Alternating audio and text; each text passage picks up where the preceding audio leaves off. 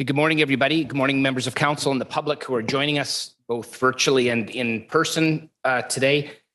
Just before we get started, we have a number of councillors joining us virtually. We've got Councillor Barros, myself, Councillor DePaulo, and Councillor Shepherd in council chambers. I see we've got Councillor Chan on video and Councillor Silovitz on video.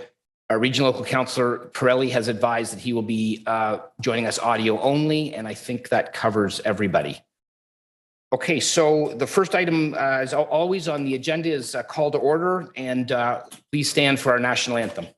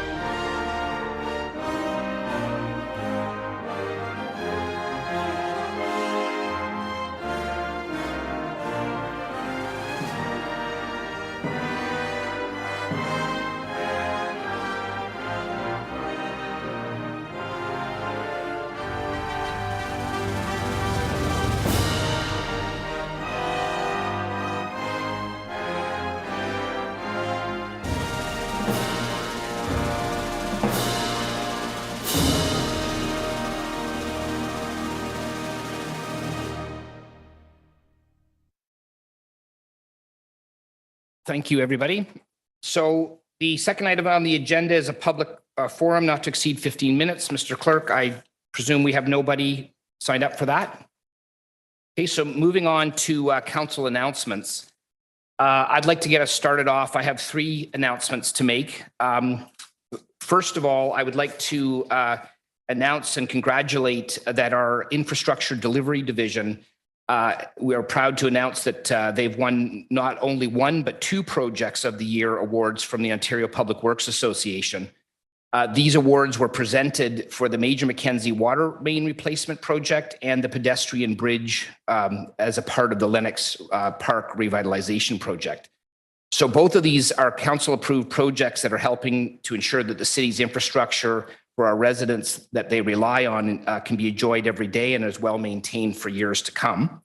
The Lennox Park project was a revitalization project with a new playground and new walking paths. And the pedestrian bridge that they won the award with now connects the two areas that were previously separated by the creek. So this is expands our recreational opportunities for the residents in that park. And the aging water main replacement along Major Mackenzie Drive leveraged some very interesting modern technology to minimize the traffic disruption and ensure uninterrupted services to the hospital during the construction. You can see a great video of how that was done on the city's Twitter and LinkedIn channels. So please join me, everybody, in congratulating staff on two well-deserved awards and work that gets done behind the scenes, but it's really, really important to everybody, whether we all know it every day or not. So congratulations to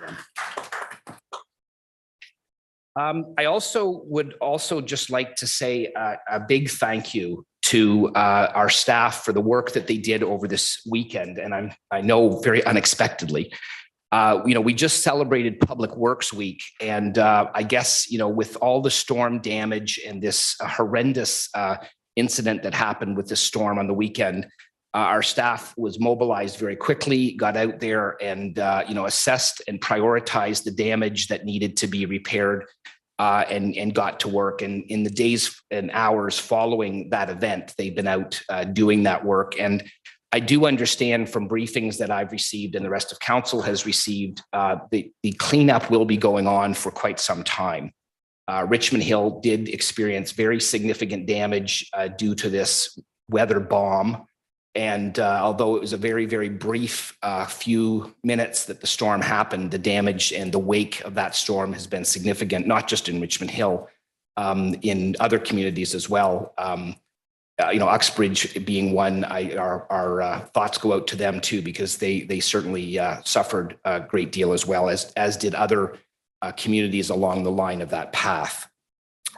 So I just would like to remind residents who are watching that if you're not already visiting the social media channels for the city, I'd advise you that it's a great source of information at the best of times, but certainly during a situation like this. And also encourage them to go to richmondhill.ca for updates. There is information there about the cleanup that I think is important to people, and I'd encourage you to visit that. And finally, on a much more somber note, I just wanted to extend our sorrow and our thoughts to the folks in Uvalde, Texas, for what happened with this horrible incident on yesterday. As municipal leaders, I'm sure we can understand to some degree the impact that would have on a community. I know, speaking for myself as a previous teacher, I have a hard time getting my mind around the horror that incident would have. So I think on behalf of council, I would like to say that our community stands with the folks in Uvalde, Texas. It's a very long way away from Richmond Hill geographically, but I think it's a lot closer in our hearts than one might think. So anyway, our heart goes out to the folks in that part of the world. So anybody else for council announcements? Councillor Shepherd and Councillor Silovitz. So Councillor Shepherd, go ahead. Thank you, Mr. Mayor. I just wanted to take a moment to acknowledge all the hard work and efforts of our city staff, York Region Police, York Region Paramedic Services, and Richmond Hill Fire and Emergency Services for their tireless round-the-clock service to ensure that each and every one of our residents were safe in the aftermath of the storm. I also wanted to acknowledge how the community came together, checking on their neighbors to help each other, helping with the cleanup and just providing overall support. It's really heartwarming to feel the sense of community, and I really hope that we can carry that compassion with us every day and not just in times of crisis. My office is offering assistance to any Ward 4 seniors or residents with disabilities who are unable to arrange for the post-storm yard cleanup. So please contact me directly if you know of any residents that require assistance. Finally, on a different note, the Richmond Hill Community Food Bank is currently experiencing a massive food and supply shortage. In order to combat the crisis, Ward 4 is proud to announce that we are organizing a multi-organizational food drive with the participation of the Richmond Hill Soccer Club, the Curtin Club, and the Richmond Hill Philharmonic Orchestra, who've all graciously and without a moment's hesitation committed their organization's assistance with this food drive. And of course, Mr. Mayor's support. You can follow our social media for further details, and I encourage everyone to participate. Thank you. Thank you, Councillor. Councillor Silovitz. Thank you, Mr. Mayor. I echo all the thoughts and words from Councillor Shepherd with regards to thanking everybody involved with the cleanup after the storm last Saturday, including all of our first responders and the operations crews. Our operations crews have worked tirelessly to clean up and to assist people, and Electra crews that have worked 24 hours a day ever since this happened. So I want to extend my thanks on behalf of the Ward 5 residents in that respect. I would also like to use this opportunity to request that Director Stewart and our communications people, please do whatever they can to inform the public what can be placed on the boulevards for collection, when it will be collected, if there will be an extra yard debris day that our people will be collecting. I'm getting a lot of queries about that. So it's my understanding that all storm debris is to be placed on the boulevards, but do not block sidewalks and fire hydrants. And if you have major damage on your private property, you have to call a private contractor and hauler. But for what we are going to remove, I ask that we make this very clear through communications, when and where and how, so that our residents are fully aware of what they can and cannot do. Thank you, Mr. Mayor. Thank you, Councillor Silvitz. Is there anybody else? Councillor Munch? Good day. Obviously, the storm is on everybody's front of mind. I do think we did do work, and I do want to thank for the communications that I received from staff, and I was happy to see that our works crews were out there very, very quickly. However, I myself, who cut down several trees, 70 feet tall, with some of the residents who needed help, replacing the shingles of over 10 homes. It was an absolutely exhausting and tiring time for me, and I'm sure many of the residents. I really would like to see us do more. We did really, really great, but residents are hurting. Yesterday, I'd like to thank Electra. It was really great. I talked, people had a really hard time getting through Electra. For those that reached me, I can't speak for other members of council, but I was able to reach people at a relatively medium level. And I was able to get service done when people were engaging in priority areas within an hour. It wasn't traditionally through the way. So it was really great when we worked with residents who had chainsaws out there fixing it, but there wasn't enough communication. There wasn't enough communication from all of us who were there. People were hurting. I'm not sure what the other councilors are doing, but I was feeding a lot of families, and it was a long, long, long 18-hour day for Saturday, Sunday, and part of Monday. Yesterday, Monday, even Tuesday, yesterday we had still power out. So I'm going to say to you that it was an event that happened and we reacted, but we need to do more. The public are hurting. There are still people out of power in Aurora, some people at Richmond Hill.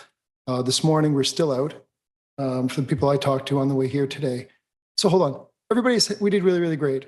We responded. There was a caring community. There were people who were out there with chainsaws who were helping out. But people expected more, and they didn't hear enough from us as elected individuals. And I want to say I apologize for those that we didn't get back to, and but we are actually working our buns off, all of us. I thought that, again, our work crews here from the city of Richmond Hill, I saw firsthand them out there very, very quickly working hard. But at our level, more than just saying, hey, we're going to go provide food banks at the time of crisis, we need to make sure that we give assurances and we're directives out there. I saw Canada Post boxes being stolen. I saw certain crime things being taken. It was really amazing to watch what was happening. So we really do need to see and work more effectively. Thanks. Okay, thank you. Councillor Chan. Thank you, Mr. Mayor. Good morning, everyone. I just have 3 points to make. Number one, I join my colleagues who spoke before me, including the mayor, thanking our staff from the Director of Public Works and the Manager of Parks provide a daily update. Of course, Electra as well for an update. As the speaker before me said, it's really something that, I for one also experienced a long hours of darkness, so to speak, on Saturday. So I can personally firsthand experience and feel how the impact that the nature has taught us in terms of emergency preparedness. And get to my second point is I just mentioned about we just all reminding or celebrate with our first responders and the community, reminding how important it is to be prepared for emergency, such as the one we just had, natural disaster. However, I also think that, at least from what I've seen in Ward 6, it also brings out the good from the community. Neighbors are connecting with each other through different means, whether in social media and other form of communication. In fact, I want to take this opportunity to also give a concrete example. Neighbors, also resident Ward 6, are thanking fire services and other staff who clear out those fallen trees, blocking on major road and someone's driveways. And the third point I want to make is that this particular situation happened on Saturday. That really certainly caught many of us unprepared. And it also illustrates the importance of the multi-jurisdictional collaboration. And again, I give a concrete example. I personally experienced it, and also residents in Ward 6 all have been sending messages to me. For example, the traffic light at certain major intersection have been out for more than 1 day. And of course, as we all know, that all regional road, Highway 7, Leslie Street, these are all controlled by your region. So I'm sure our regional representative, mayor, and our 2 regional councillors would relate that to the region, and collaboratively, we need to really work together and plan together for emergency preparedness. And thank you again for everyone who've been working, our staff, community, as far as I know, resident Ward 6, we all try to do the best we can under circumstances. Be prepared. Thank you. Thank you, Councillor. Anybody else? Seeing none. Moving on to introduction of emergency or time-sensitive matters. Okay, seeing none, Mr. Clerk. So I need at this time a motion to adopt the agenda. Councillor Shepherd, Councillor Silovitz, all those in favor? Aye. That carries. All right, so disclosures of pecuniary interest or the general nature thereof. Seeing none, Mr. Clerk. So we've got council public meeting minutes for May 4th and council meeting for May the 11th, adoption of those minutes. Need a motion at this time to adopt both of those as one motion. Councillor Silovitz, Regional Local Councillor DePaulo.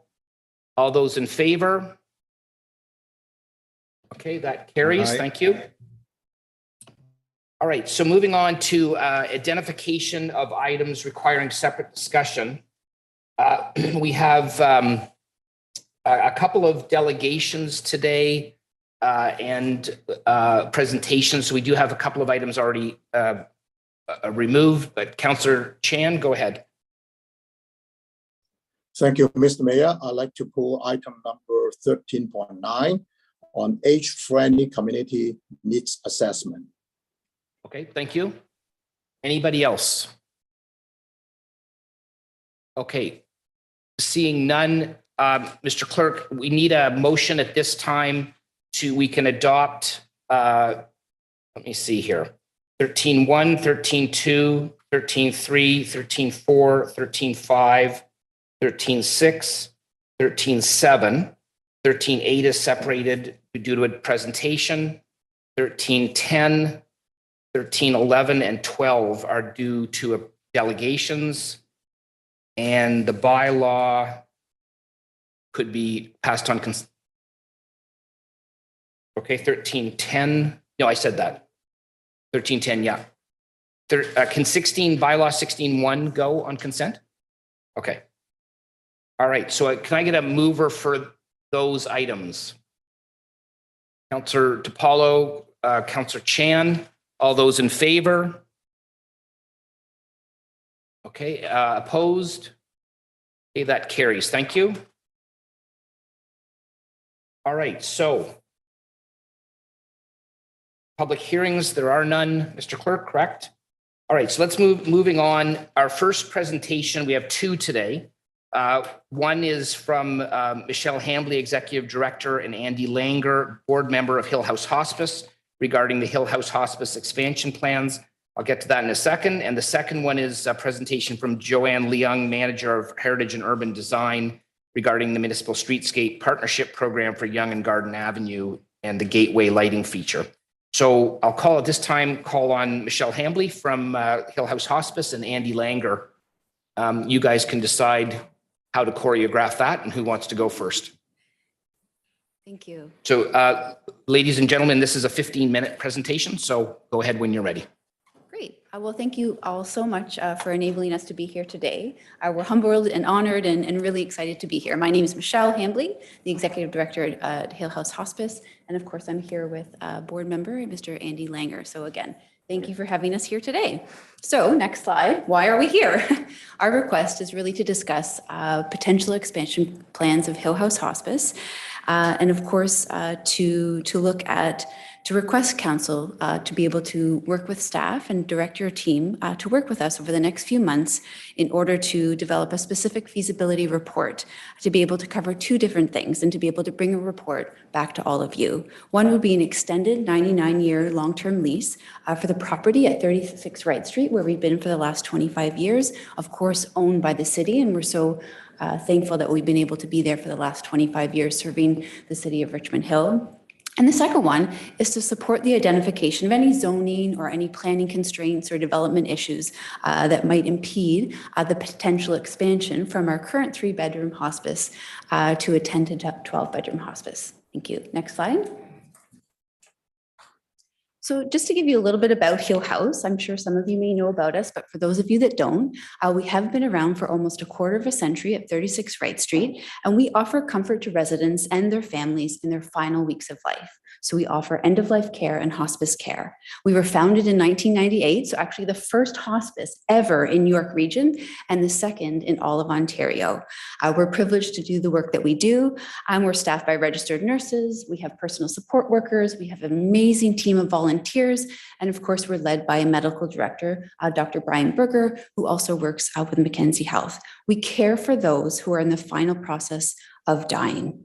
It is truly a special place filled with compassionate hearts and expert medical care. We operate at a 99% capacity. That means we're always full. There's always a need, and there's truly a gap in terms of a need to expand because there's always a waiting list. Hospice, we get it. Nobody wants to talk about it, but it is something that we do all need. Next slide. So a little bit more about Hill House. We are a residential hospice, so we provide a home-like alternative instead of being in the hospital for those facing end of life. And we keep people out of hospital. We help end hallway medicine and emergency room overcrowding, which I believe we can all agree through the pandemic we've seen a ton of. Hospice leads to better health outcomes. Just to say that again, hospice leads, research has shown that it leads to better health outcomes, and it's approximately 1/3 the cost of the hospital. It's a win-win for everybody. Next slide, and I'll pass it on over to Andy. Thank you. Thanks, Michelle. So I get the fun part now, looking at the numbers. I think you've seen this kind of slide before, perhaps from the York Region presentations on aging and population growth, as we see it coming out over the next 30 years. This little eye test is hard to read, but I'm going to highlight a few numbers for you. It relates only to people in York Region, only to people over age 65. Over the next 30 years, we're going to see 122% growth in that category. But I'd like you to look at the far right-hand side of that slide, which identifies people over 75, over 80, and over 85 years of age. And those little percentage increase numbers, very small, 149%, 221%, and 376%. That's huge. Those are the people that we tend to serve, people coming toward the end of their life. We're seeing that kind of a growth projection going ahead. That's why we need to expand our capacity. Next slide. So again, another little eye test for you. I'd like you to study, especially the third line. We've identified the various communities right here in York Region. Richmond Hill is the one highlighted in green there. And you can see today, based on what the Auditor General of Ontario recommends, we should have at least 11 beds today in residential hospice in Richmond Hill. We've got 3. Not bad, but it's not meeting the need. And the need continues to grow. You can see that on the right-hand side. The growth projections going forward mean that we need more capacity. That's why we're planning for a 10 to 12 bed hospice. Looking to the next slide. You might wonder why we're here talking to you. Well, other communities have done good things for local residential hospices.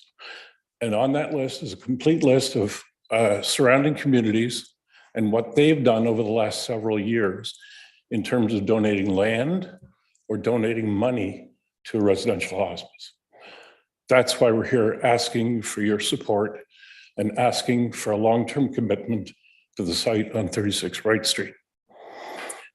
I also want to highlight on that slide that upper tiers are also supporting residential hospice. For example, Durham's given 1.2 million to residential hospice in Durham. We'll be making a similar request to York Region. So I guess this is fair warning for those people who are double-hatted in this room that request will be coming too. I guess it's also important to know how we're funded. So on the next slide, we've got a couple of points. Currently, the Ministry of Health, maybe we can just go back one. Thank you. We've lost the slide. Isn't that exciting? Anyway, let me talk to the next slide and we'll just jump to the one after in a moment. You might wonder how we're funded. Today, Ministry of Health supports our nursing care costs to a certain degree. Everything that's not covered by the Ministry of Health is fundraised locally in the community here, year after year after year. For us, what that means is about $500,000 every year in an annual fundraising campaign just to support our ongoing operations. And we do have the support of residents of Richmond Hill, which we appreciate, but it's hard work, very hard work. Now, let's look at our campaign goal. And I think, Michelle, I'm giving that to you. Sure. Or do you want to? Okay, good. And I also, we should highlight, we've got two of our board members here today. Dr. Morse is behind me here, chair of our board, and our chief numbers person, Joanne Lott, also our treasurer, is here. We've got a number of other board members online that are watching this and are here supporting us. Thank you. All right, so our campaign goal, as you can kind of see from the slide, would be an overall campaign goal of $15 million. We've looked at what other hospices have been able to do, about 10,000 square feet and so on. So we've done our homework, we've done our due diligence. We're hoping, of course, that part of this would be the $2 million from the Ministry of Health.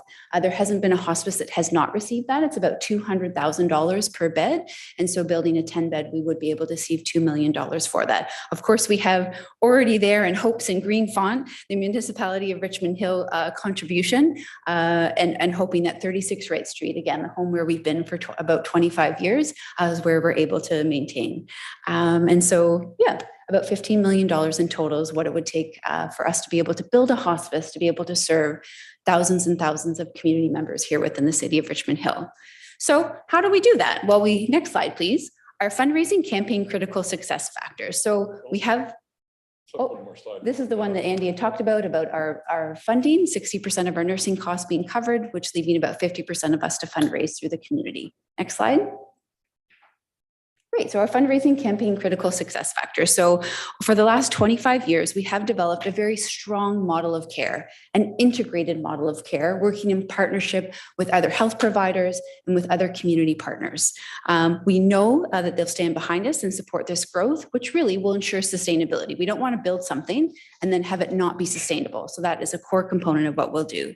In 2020, we've done our homework. We did an environmental study or an environmental scan of the region, basically producing a report saying there's a desire for hospice and there's a need there to do it. So through models of integrated care, that will be an important component that we'll bring forward. It will make our expansion successful and of course, allow us to serve more people. In 2021, we have started to look at a feasibility study that basically showed, yes, everybody's excited. Leaders within the community, leaders within the city really want to stand behind this type of project. We have a team of extremely strong leaders from the expert medical care and team that is at Hill House Hospice, of course, to our medical director, who's a division head for palliative care at Mackenzie Health, and also will hopefully and agreed to co-chair a potential campaign with Mr. Reza Muridi as well.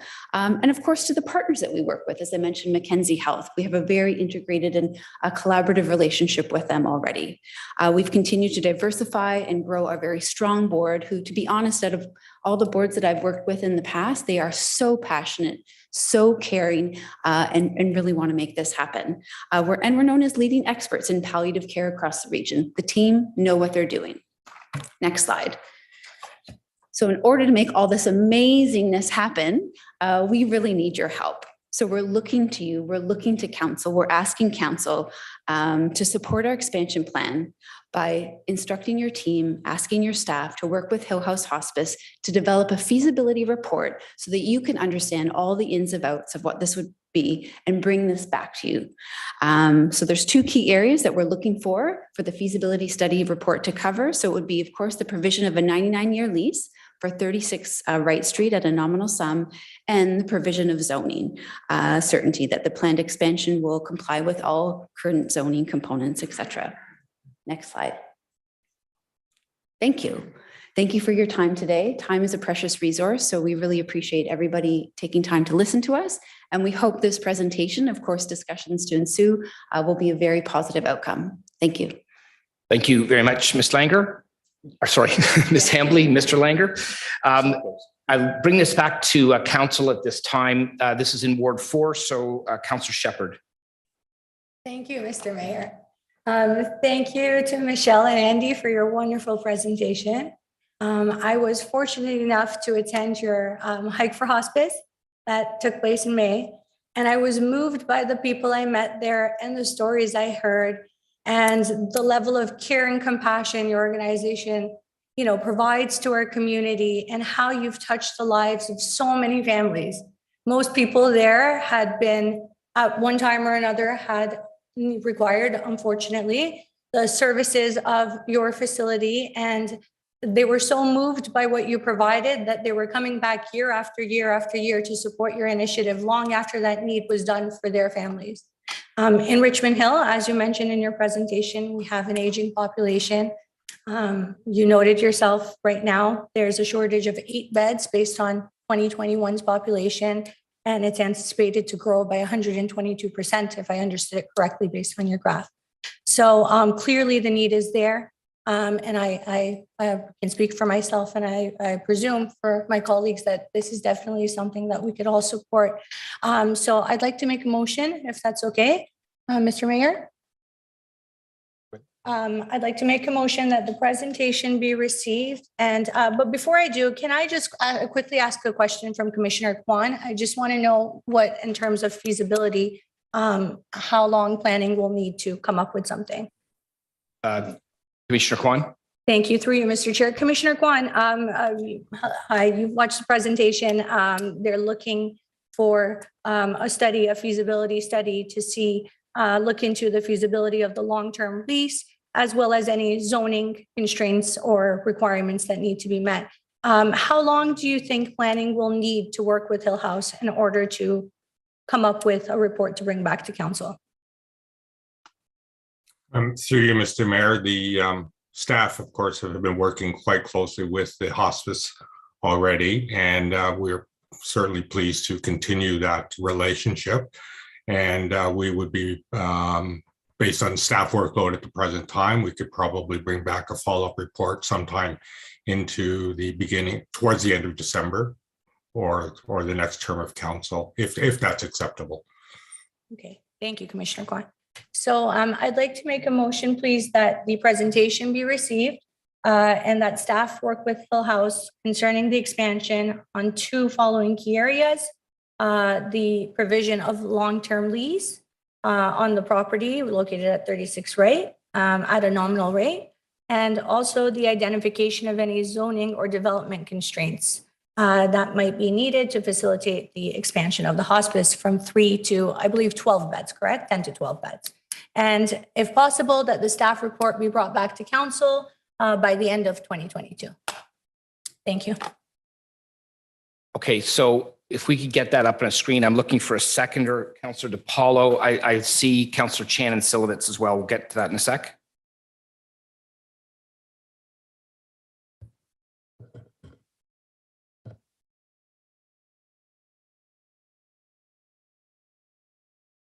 Okay, thank you, Mr. Mayor. I'm very happy to second this. I'm very excited that this initiative is going forward. I think the request from Hill House is very modest of the city.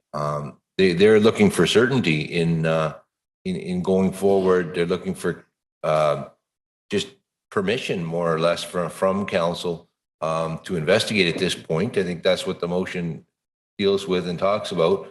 They are already operating in city property. And because of that, they require permission from this council to do all of the due diligence it will take to handle this expansion. But for the most part, Hill House is raising the money, and they are going to be the ones footing the bill for this. And I think it makes a lot of sense to commit to a longer term lease to give the certainty that we are happy to have Hill House operating there on city property indefinitely. We understand the need as was presented with our aging population, and we're very excited that Hill House has risen to the challenge to meet this need, and that they'll be able to do so on this site. I have a couple of questions, Mr. Mayor, and I just wanted to ask regarding the property itself. How large is the property, and are you going to be able to accommodate the expansion that you're intending within the current property? Or are you intending to investigate possibly expanding the property? Can you give us a little bit of detail? Your plans? Yeah, I would say yes to both. We have looked at the property. It's about just under 1 acre. We have talked to leading experts in terms of architecture and building. We wanted to make sure, is this possible? But of course, before coming to you, and yes, it is. It is possible to build a 10 or 12 bedroom hospice on the piece of property. But of course, we'll look to other opportunities or potential partnerships as well to see what's possible in order to serve the city in the greatest way possible. Anything? No. Yeah, I mean, I think it's fair to say that, and you saw the statistics of other communities around us, right? The 2 to 3 acre parcel is quite normal for a hospice of that size. It'll be snug. There's no question. It'll be snug, but we're intent on doing our job and properly investigating the opportunity of expanding on that site and making a very effective new building work on that site.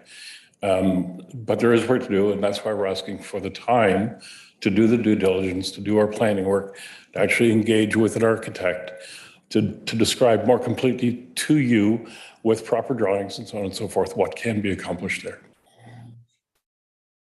Hey, well, thank you for that.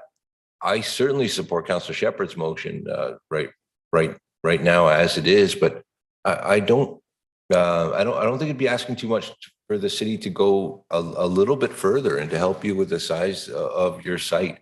I think the great thing about Hill House Hospice is the home-like setting. That's so important to your mission statement, your plan, and a 3-bedroom bungalow creates a home-like setting on that current site. But when you get into 10 or 12 beds, is it going to be too institutional? Are you going to have some outdoor space and amenities? And is it still going to remain home-like with your expansion if you don't have a large enough site? And given the examples that other municipalities and regions have made provisions for 2 to 3 acres in their cities, I think some partnership, some needs to be investigated with the city and Hill House to make sure that this is done right and you have the proper size site. So I think the motion by Councillor Shepherd will start off those discussions and unencumber you as you go forward to do all these investigations. I look forward to seeing what you come back with. And thank you for your presentation, and fully in support. And I do second the motion, Mr. Mayor. Thank you. Okay, thank you. Councillor Barros. Thank you very much. So 25 years. Wow. The community's changed an awful lot.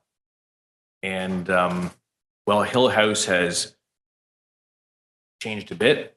Building's still there. Same thing.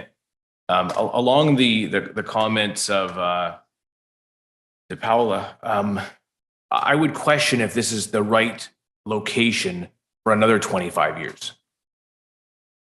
So I would like to see something in the wording that opens up the scope of it, that staff works with Hill House to explore other city-owned properties Because if we understand the growth we've seen in the last 25 years, the next 25 years, buckle that seatbelt up tight, because the growth is going to be exponentially more than the last, whether we like it or not.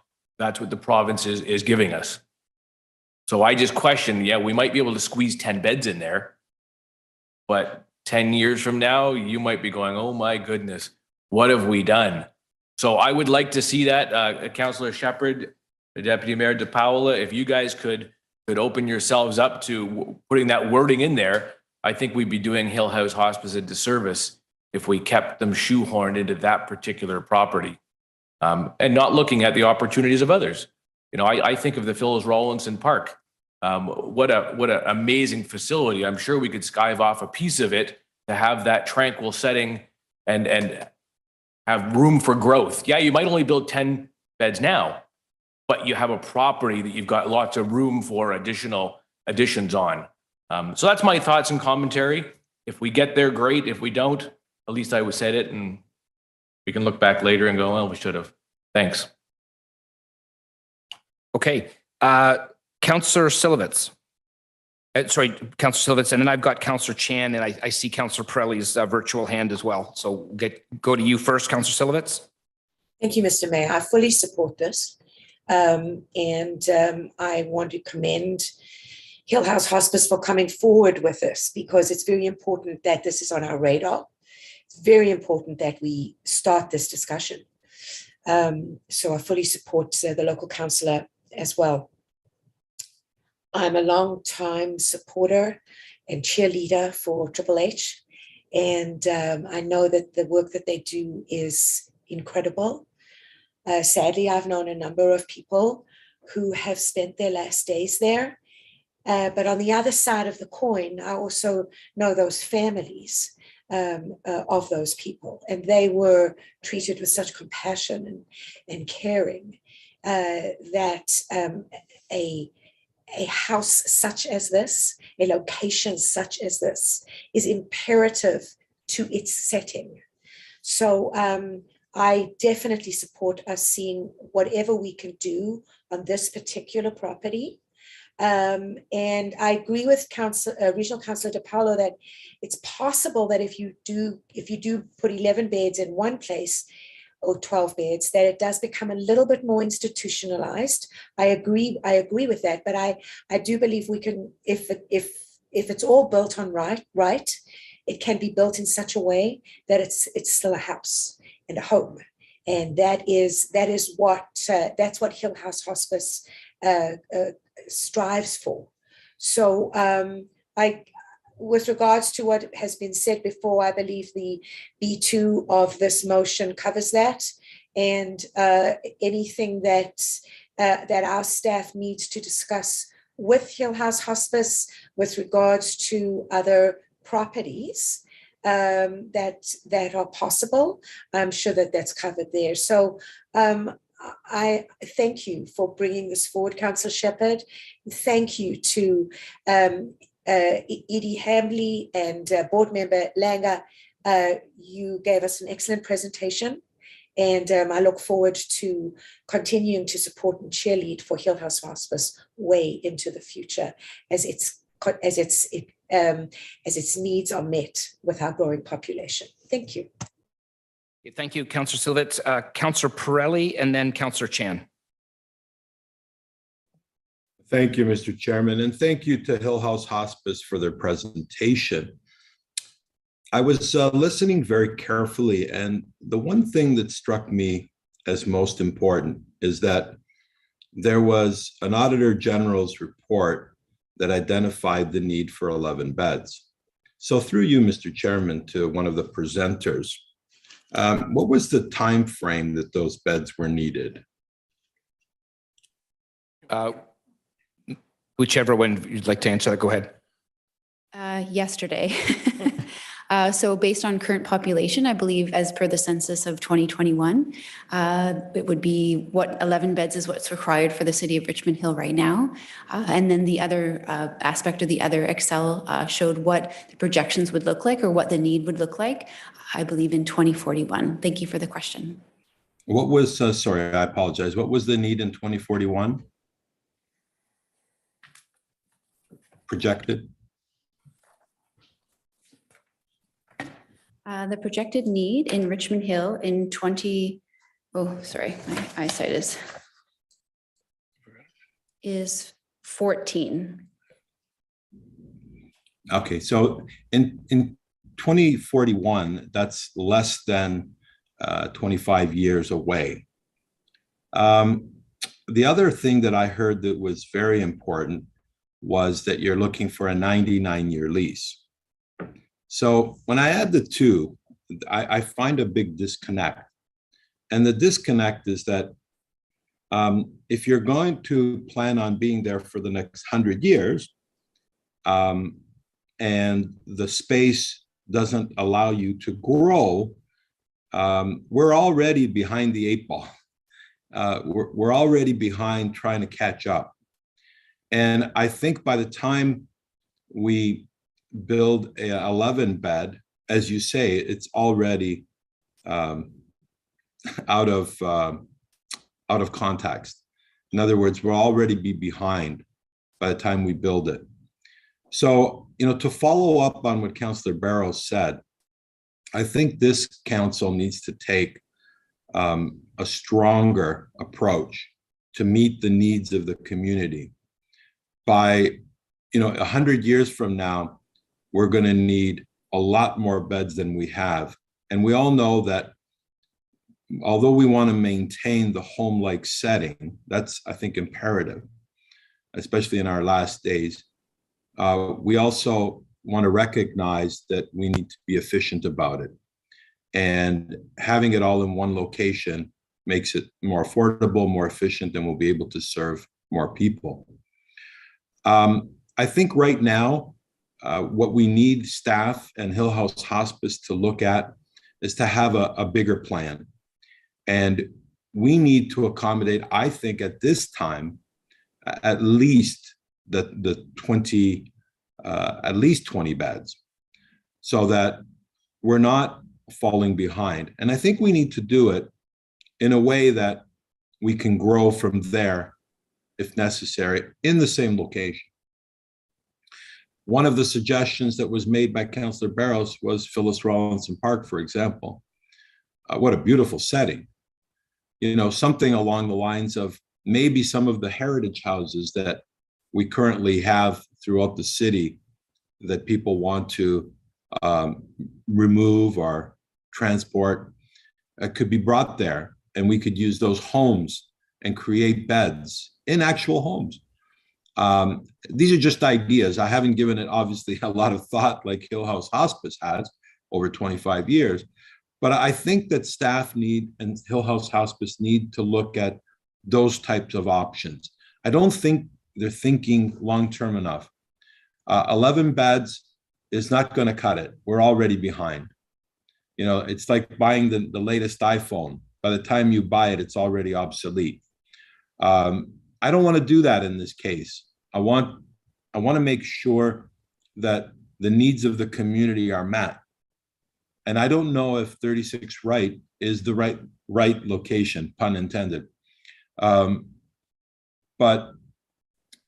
I'm not going to make an amendment to this motion. I think my thoughts, along with those of Councillor Barrows, have been heard by both Hill House Hospice and by staff. And I think it's important that, they really consider that. I know they come here very modest, with their hands out asking for something, and it takes a lot of courage to do that, but you need to ask for more. Because if you and I feel the same, we want to meet the needs of the community, this just doesn't do it. And so we have to aim higher. The community demands it of us. We had very similar situations with our parks plan in 2012 and our recreation plan, our cultural plan, where we didn't meet the demands of the community. I don't want that to happen again. I think we need to really think about this and make sure that we plan for the future. I'd rather have more beds and not use them than not have enough beds and be looking for beds. Those are my comments, Mr. Chairman. Thank you. Thank you. Councillor Chan. Thank you. First of all, I'd like to thank the delegates, Hill House Hospice, and I've been participating in Heights, well, before COVID, and also recently that to help raise money, and in fact, joining Mayor West and Councillor Shepherd on that day, May 1st. I think that's the date. And thank you for the work that have been all these times, volunteers, the staff, and the medical doctor, and all the staff in there helping that families and individuals that in the last days in a homeland environment with loving and care. And I can say that because I have personal acquaintances who actually relate to me and how appreciative they are for that tender, loving care in the final days of their family member. And I want to share that it's not hearsay. It's actually, well, in a way, it's hearsay, but hearsay from somebody I know, which is very, very heartwarming. So thank you for that. And my colleagues already mentioned about that the location in terms of whether the current property is on the right size, because if everything goes according to plan, I can see that it could be expanded up to 4 times what the current capacity is, notwithstanding the future expansion, but whether in fact how we're going to accommodate, and in terms of the growth, it so happens to tie in today. One of our agenda items is looking at age-friendly community in looking at how to be more responsive to our growing aging population. Now, there are a couple of questions, perhaps through Mr. Mayor to the delegates. Number one is that you have a very ambitious $13 million fundraising campaign. Is that anything that we could have any assistance we would want to help over a period of time, and how would you see that through Mr. Chair? Mr. Langer or Ms. Hambley, who'd like that one? At the risk of being bold, certainly, yes, if you want to donate the whole 13 million to us, we'd love that. We did show on the one slide that different communities take different approaches to helping hospice grow, and that can include financial contributions. So to the extent that that's part of what could be considered, we'll come hat in hand and ask quite happily. At the risk of going back and just talking a little bit about a 10-bed site versus a 30-bed site or a 40-bed site, we are conscious that the need is growing. The question is, do we concentrate all those beds in one location, or do what other hospices have done in other regions and build 2 different locations? That's certainly part of what we need to think about as we grow in the future. So to the extent that there's an offer of an additional site, we're wide open to that. The challenge, of course, is finding the perfect site. Having something that's centrally located downtown, close to transit, and then in an ideal park-like setting with, stream and meadows and so on and so forth. There are always trade-offs. So the request that we've made today, we think is not an unreasonable request, but to the extent that wants to be extended, we're more than willing to work on it. Thank you for the answer. In fact, I'm glad that it has been mentioned about the regional approach.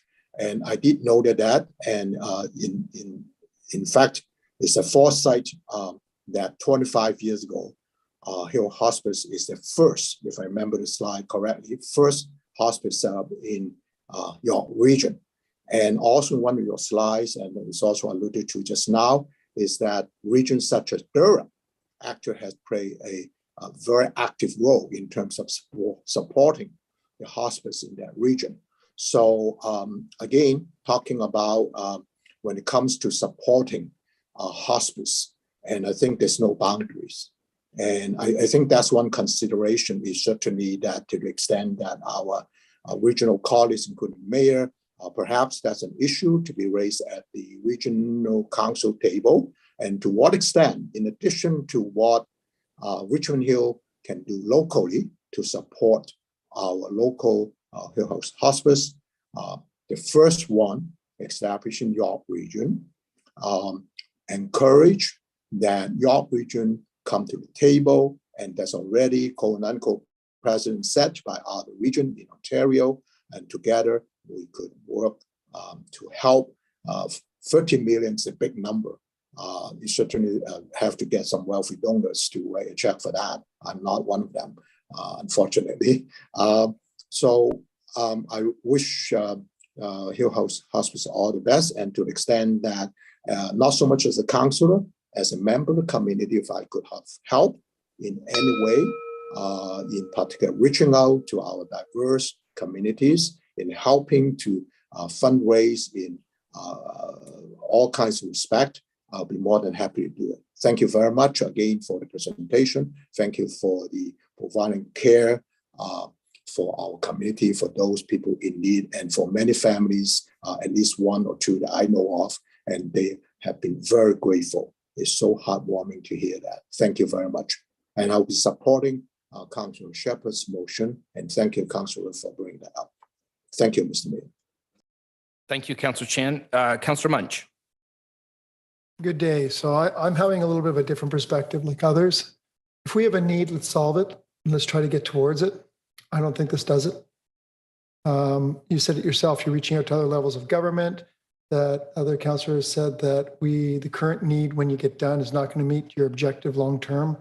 So why today are we putting forward a 10, 20-year plan that there's no possibility of reaching your objective? I would say to you to come to us, we're willing to help, no question. But we have restraints and priorities too, and we are committed to you by giving you that product in that community. We have a lot of pressuring needs in our community from all sorts of areas. As a result of that, if you really truly want to meet your objectives, I would encourage you to put a business plan in place that reaches our objectives. This doesn't do it today. There's no way for it to do it. And if you're honest, it's not ever going to do it. Because I'm going to say to you, you could do everything you want and more if you were to go at least try to get it. Not even trying to get it. It's not enough. So for example, and I've offered it to others in your organization, you can reach your objectives. Do you really want to? Why aren't you asking for it? You said that you're reaching to other levels of government. Are you asking for the minimum so you can't reach your objectives? And if the other levels of government give you more, what are you going to do now? How's this going to work? You said you're going to do 1 or 2 facilities. You're trying to work with other hospice. I think that's where we need to go. We want to be partners. We want to be partners to help you at other levels of government. Godwin Chan's willing to raise $13 million? No problem. Let him do it. I look forward to seeing what he does for you in the next couple of years and hold him accountable to that. Because if people are going to step up here on council to direct our staff to do something, then let's do it. And if we're going to go to the community, then do it. I want to get beyond the optics and actually serve. And so I say to you that I know of lots of ways just right now that we could do in Richmond Hill. And there are people, just me, and there are people in this room and beyond this room that probably could think we could do more too. Didn't ask.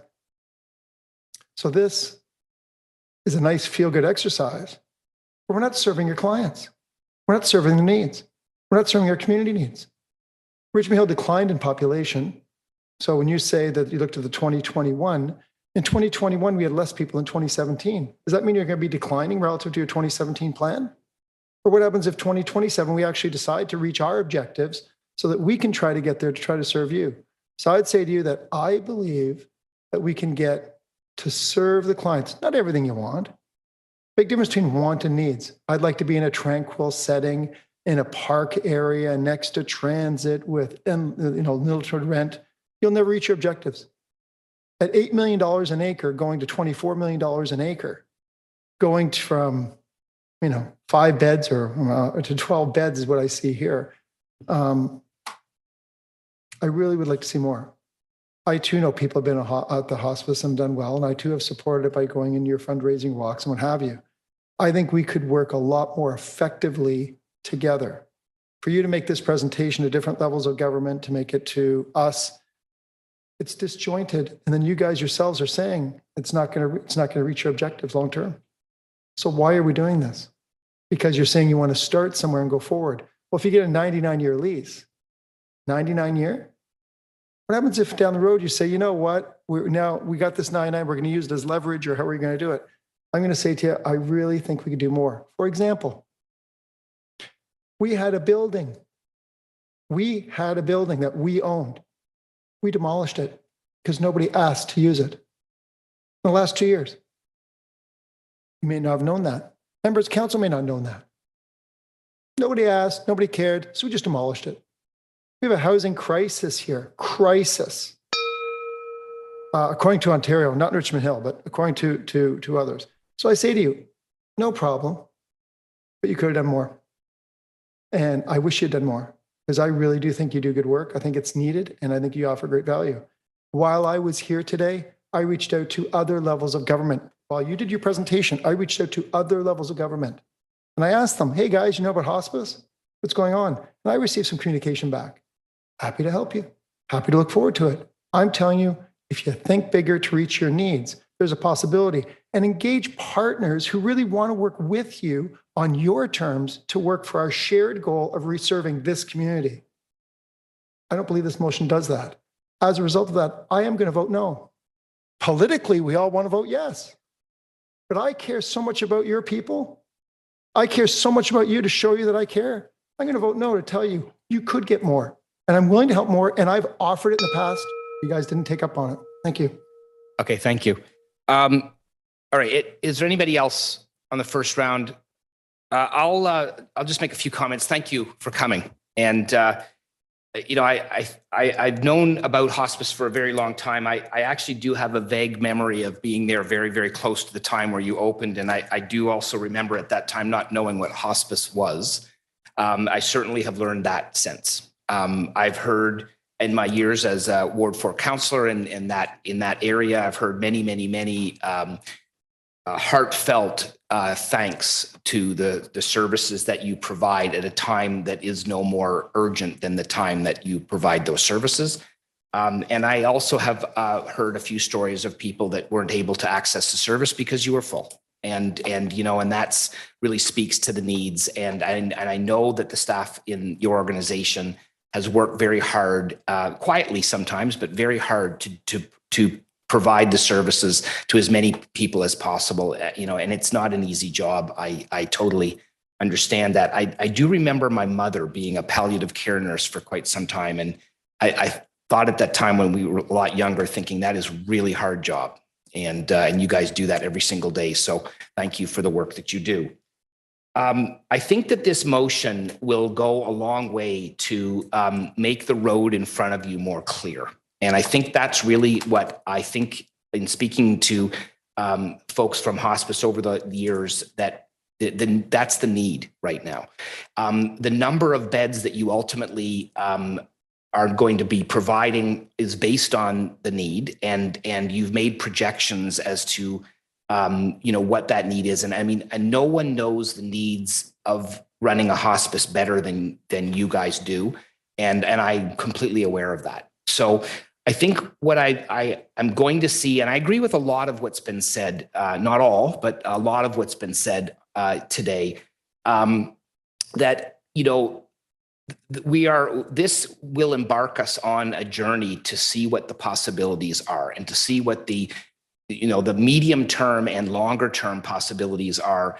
And I have no question in my mind with that the relationship that Hill House has had with staff at various levels over the 25 years is very good. And I have no doubt that this will get us there. If there are other opportunities that come up in the discussions, then I think that this covers it. You know, I mean, we don't know what we don't know until we know it. And this will start us on a journey to figure that out. So I look forward to having staff report back at the end of 2022 and I'm quite certain there will be positive reports back at that time and possibilities that are become more clear and maybe possibilities that we didn't even know about. And that's the important thing. I think that having hospice in a hospice, particularly an outstanding leader in the hospice world like you guys, in our community is a blessing, and it's an important part of our community. And so I think we need to be working with you as an important partner in that community. So I'm happy to support that. Unless somebody wants a second round, I think Councillor Shepherd wanted to wrap up. Is there any second rounders? Okay, seeing none, Councillor Shepherd, go ahead. Thank you, Mr. Mayor. I just wanted to reiterate how much we commend you guys and what you're doing and for what you're asking. In fact, you've come here with an open heart, asking a minimal request from the municipality in your quest for expansion. And you are using partnerships in the community to raise the funds needed for your expansion, which is something that was mentioned here, need for partnerships. You're also reiterating the fact that you're more than willing and open to the possibility of addressing this need by opening up, perhaps looking into the feasibility of a second location and expansion. I think it's unfair that we put the entire burden of relieving us of our, a need for hospice care in Richmond Hill. I think the burden to fall on your shoulders alone is very, very unfair for us to ask that you solve all of our problems overnight. I think you're taking a wonderful step in addressing the needs that our community has today. And that goes a long way in addressing perhaps our future needs. So thank you guys so much. Okay, thank you. So members of council, we have a motion on the floor, moved and seconded. All those in, okay, recorded vote has been called by, it was a tie between Councillor Shepherd and Councillor Chan. So Mr. Clerk, you break the tie. The pressure's on. Mr. Mayor, pressure. Voting on the motion on the screen, Councillor Shepherd, Yes, please. Regional and Local Councillor Pirelli, Yes, please. Councillor Silovitz, Yes. Mayor West, Yes. Councillor Liu, Yes. Regional and Local Councillor DePaula, Yes. Councillor Munch, No. Councillor Barros, Yes. Councillor Chan. Yes. That motion carries only. Okay, thank you very much. Thank you to all of you for coming today. It's nice to see you, and it's nice to see you live and in person on top of that. So thanks very much. Okay, so the next item on our agenda is a presentation from Joanne Leung, Manager of Heritage and Urban Design, regarding the Municipal Streetscape Partnership Program, Yonge and Garden Avenue Gateway Lighting Feature. So I see Mr. Lee up on the screen. I'm guessing that maybe he would like to go first. So go ahead, Mr. Lee. Thank you. If we can get the presentation on the screen. Thank you. Good morning, Mr. Mayor and members of council. Planning staff are really pleased to provide a presentation on the advancement of the Yonge and Garden Lighting Gateway feature. This is a project that was initiated 7 or 8 years ago and couldn't be furthered until the Yonge Street BRT installations were all complete, and that's now happened. And so now's a time to move ahead with this project. If we could go to the next slide, please. So in terms of a gateway feature, what we see on the screen here are some iconic gateway features and sort of branding and identification initiatives. You're probably aware of most of these. And the top left is the Toronto sign that was installed in front of City Hall for the Pan Am Games back in 2015. And in a short 7 years, it's become sort of an iconic branding tool for the city. Moving to the right, we all can easily identify with the Golden Gate Bridge in San Francisco, which is the entrance to San Francisco Bay from the Pacific Ocean. Moving to the right, we see the Arc de Triomphe in Paris, which is the gateway to the Champs-Élysées, one of the grand avenues in the city of Paris. Moving down below, we see the St. Louis Arch, which is the gateway to downtown St. Louis from the Mississippi River. And then to the right of that, a little bit of a newer gateway that's a little less identifiable. And this is the Delhi Gate in Delhi, India, a little bit more of a modernist take and somewhat minimalist, but very interesting just the same. But all of these installations provide a sense of arrival and image for their city. If we could go to the next slide, please.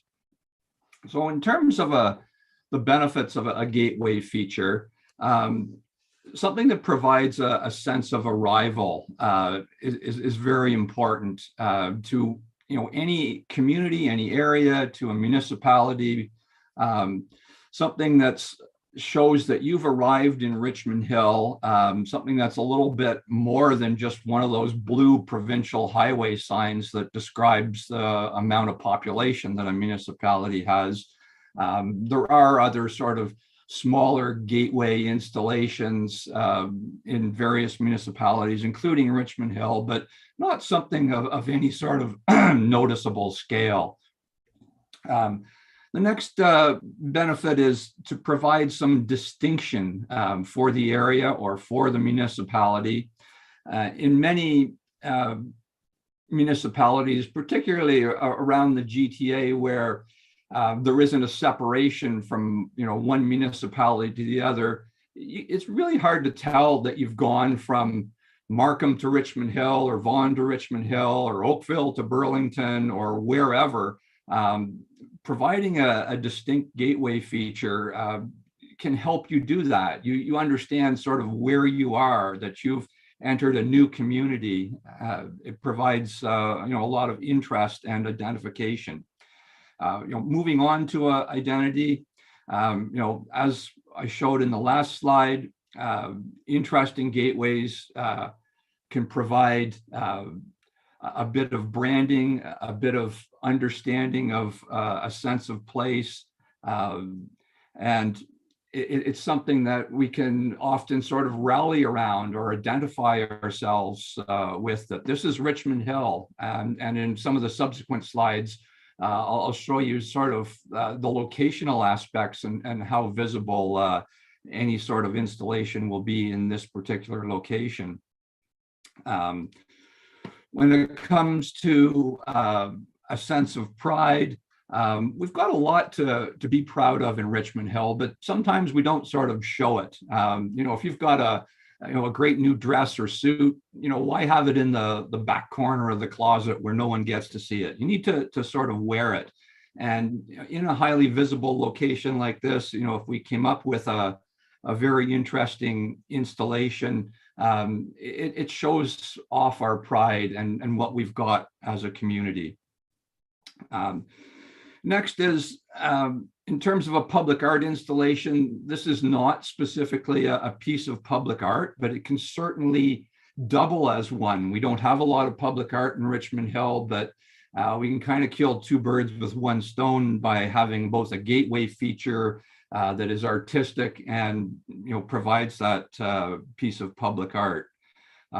Lastly, all of the above things that I've just mentioned, arrival, distinction, identity, pride, they can all help us promote our community throughout the GTA and the province and the nation, and help us with some of our economic development initiatives. Next slide, please. So why now? As I mentioned, the Viva BRT work is complete, and we can now move ahead with designing and installing a piece. The subway is definitely coming to Richmond Hill. That provides us some opportune timing. The province has finished its transit-oriented community plan for Richmond Hill Center, and zoning is in place, so development can now move ahead. So we're kind of at a point in time where it's really a great time to move ahead with a piece of infrastructure that provides a sense of arrival and identity, not just for Richmond Hill Center, but for all of Richmond Hill. Next slide, please. So the location is Yonge and Garden Avenue, just north of Highway 7. We'll focus in a little bit more on location in the next slide, please. It's Richmond Hill's location, and this is a slide we've shown in our official plan updates, real center of York Region. It's a really accessible and visible location. Next slide. This provides a bit of an air photo view, and when one is entering into Richmond Hill from the south on Yonge Street, You'll be able to see this installation location not only from Yonge Street, but also from the subway, because at this point, the subway will be running above ground. When you're driving along Highway 7, either east or west, you'll be able to see it. And you'll be able to see it from Highway 407 as well. So a super great location to show off a piece of interesting infrastructure. Next slide, please. This is a photograph that shows the visibility and the location looking northward from Highway 7. It'll fit inside the median that's built in the middle of Yonge Street, and be able to be seen from a number of directions, as I've mentioned. Next slide, please. So at this point, I'm going to turn the presentation over to Joanne Leung, our manager of urban design, and she can walk you through some of the details and history of the project, and hopefully get you a little bit excited about some of the design possibilities. And what we want to do today is to embark upon public consultation and get feedback from council as well on what the design of this infrastructure ultimately will be. And Joanne will sort of help walk you through some of the ideas that we have at this point in time. I'll turn it over to Joanne now. Thank you, Patrick. Good morning, Council and Mayor West. Some background to the project. York Region in 2010, in anticipation of intensification on Yonge Street and a future subway extension, initiated a Yonge Street South Streetscape Master Plan study with input from 3 municipalities, including Richmond Hill, Vaughan, and Markham. This is to guide streetscape design along Yonge Street between Steeles Avenue to Garden Avenue up in Richmond Hill. The region approved the Streetscape Master Plan in 2012, and it identified the median located at the intersection of Yonge and Garden, which you see as the yellow star on the image to your right, as a viable site for a gateway entry feature for both the city of Richmond Hill and the region. Next slide, please. At the same time, the Viva Next Bus Rapid Transit, we call it the Y2 project, was identified in the region's 2012 capital plan. It was a road reconstruction project to incorporate dedicated bus lane in the center of Yonge Street between Highway 7 and 19th Avenue.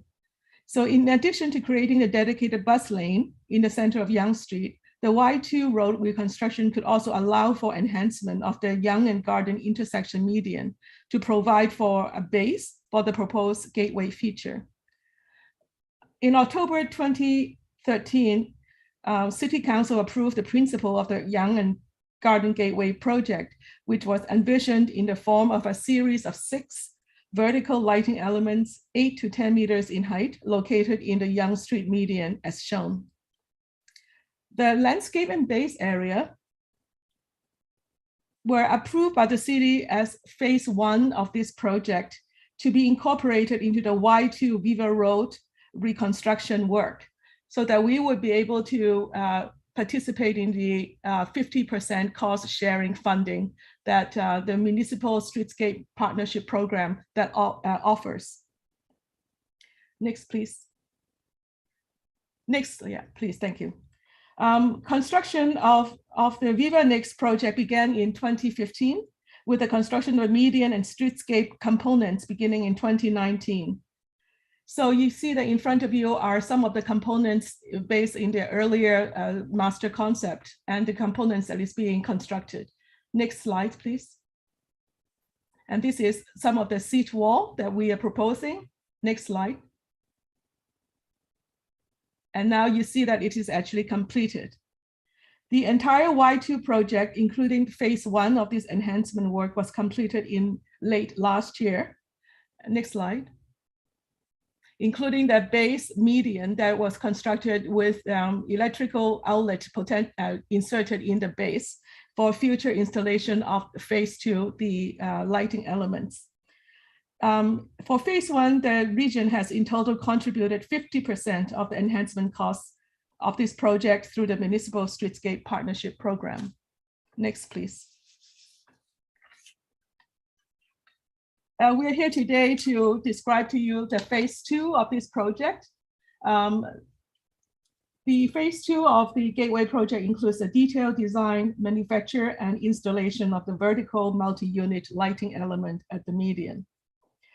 The current project requires a high level of design expertise and can now be implemented, as Patrick said, with the completion of the Y2 construction project.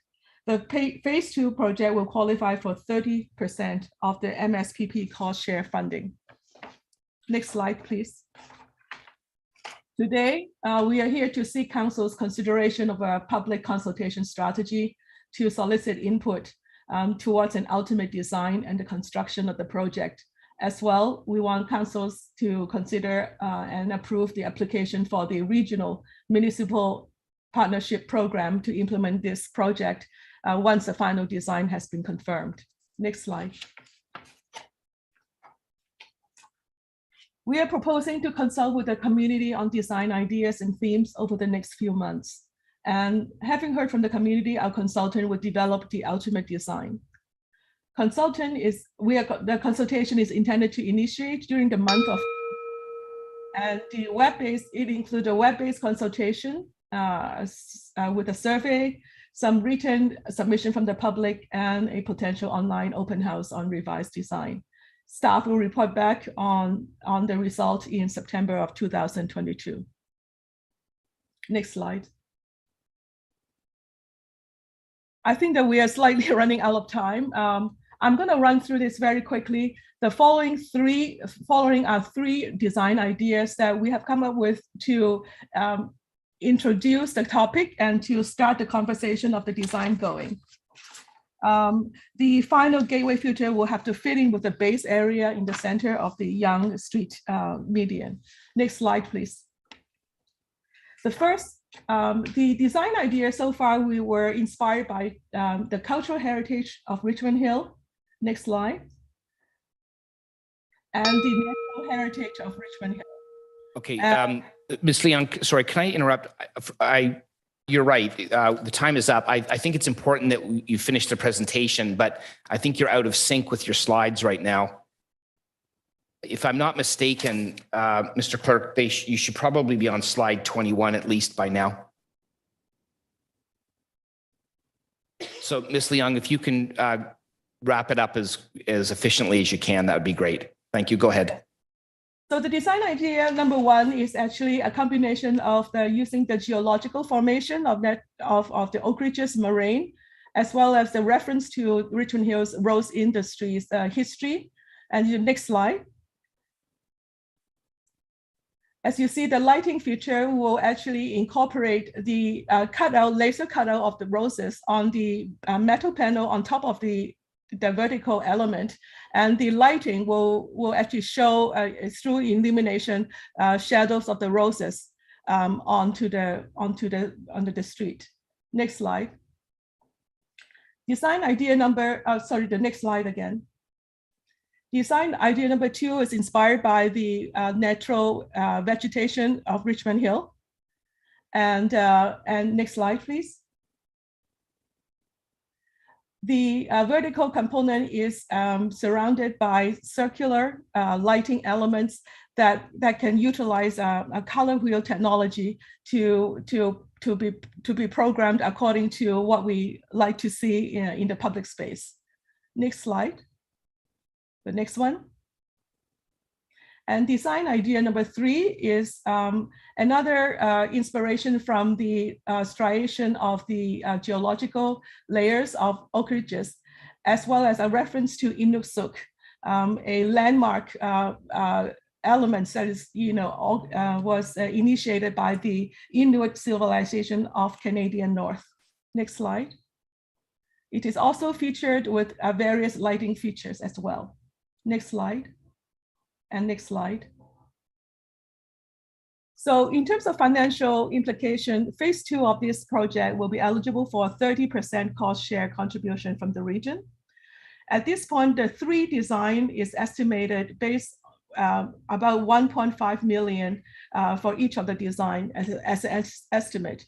With this level of costing, contribution from the region will amount to be about $450,000. The remaining costs can be considered through the 2023 and 2024 capital budget process. The total project cost will vary, of course, when we actually come to the ultimate chosen design.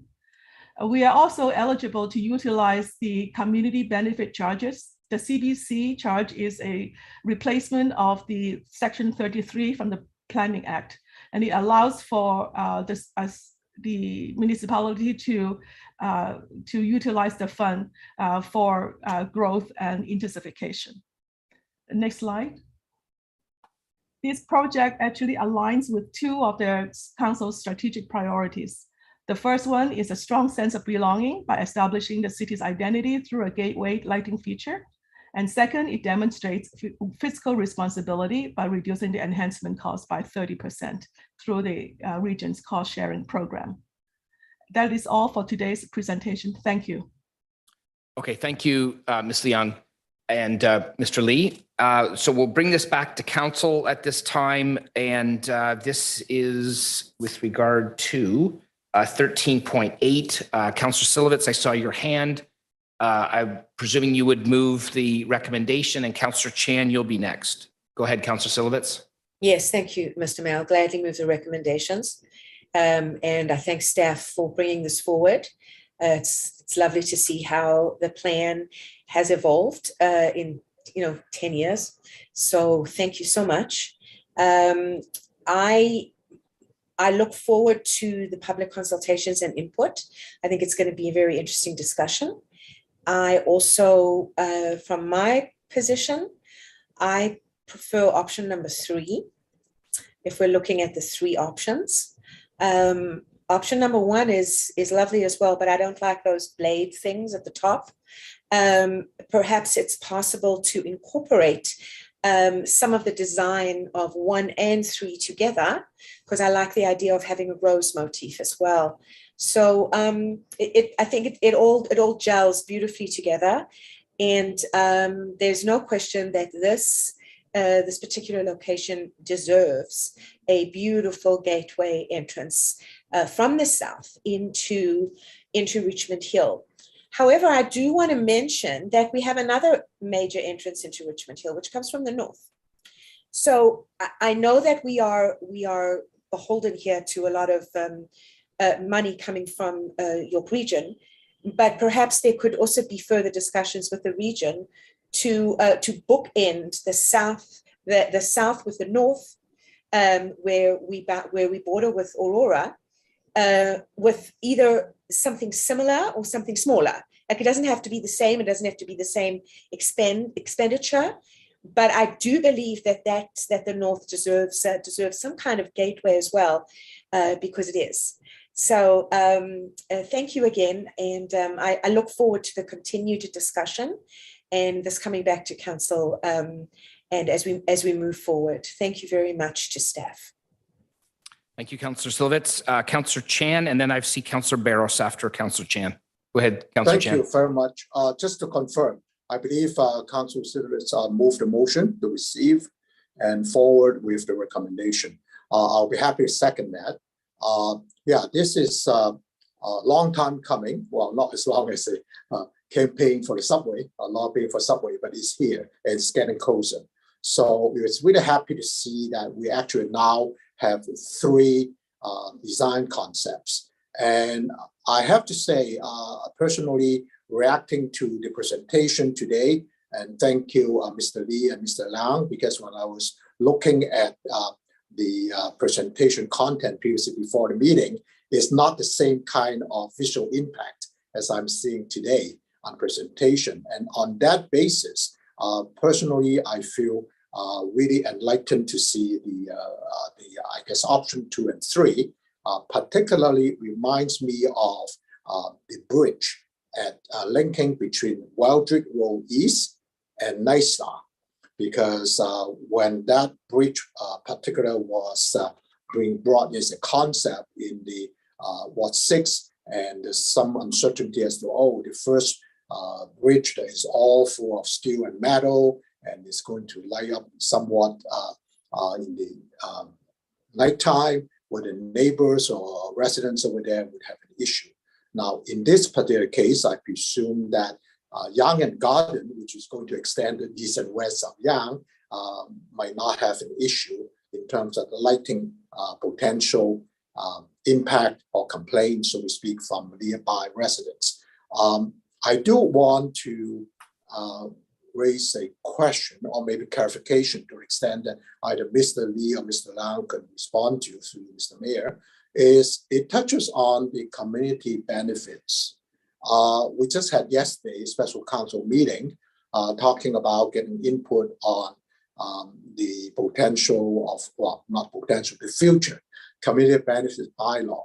To what extent that it could be actually, we have to say Richmond Hill, and maybe it ties into the transit-oriented communities agreement in principle we try to deal with in the end of April. We probably see there's a role in it, how we can build into an agreement in terms of negotiation with the province on that. Through you, Mr. Chair. Different Mr. possibility. Lee? Yeah, different possibility of a future subway. Mr. Lee Sure. looks like he's chomping at the bit to answer that. So go ahead, Mr. Lee. Through the mayor to Councillor Chan, indeed, we can use the forthcoming community benefits charges to help pay for this gateway feature. In addition, in terms of the transit-oriented communities plan, the province at this point is promising additional monies for community infrastructure. And, given the location of this infrastructure solidly within Richmond Hill Center TOC plan, I think that we could certainly speak to the province about using some of the monies they're proposing to offer for this infrastructure. So the timing aligns itself very well.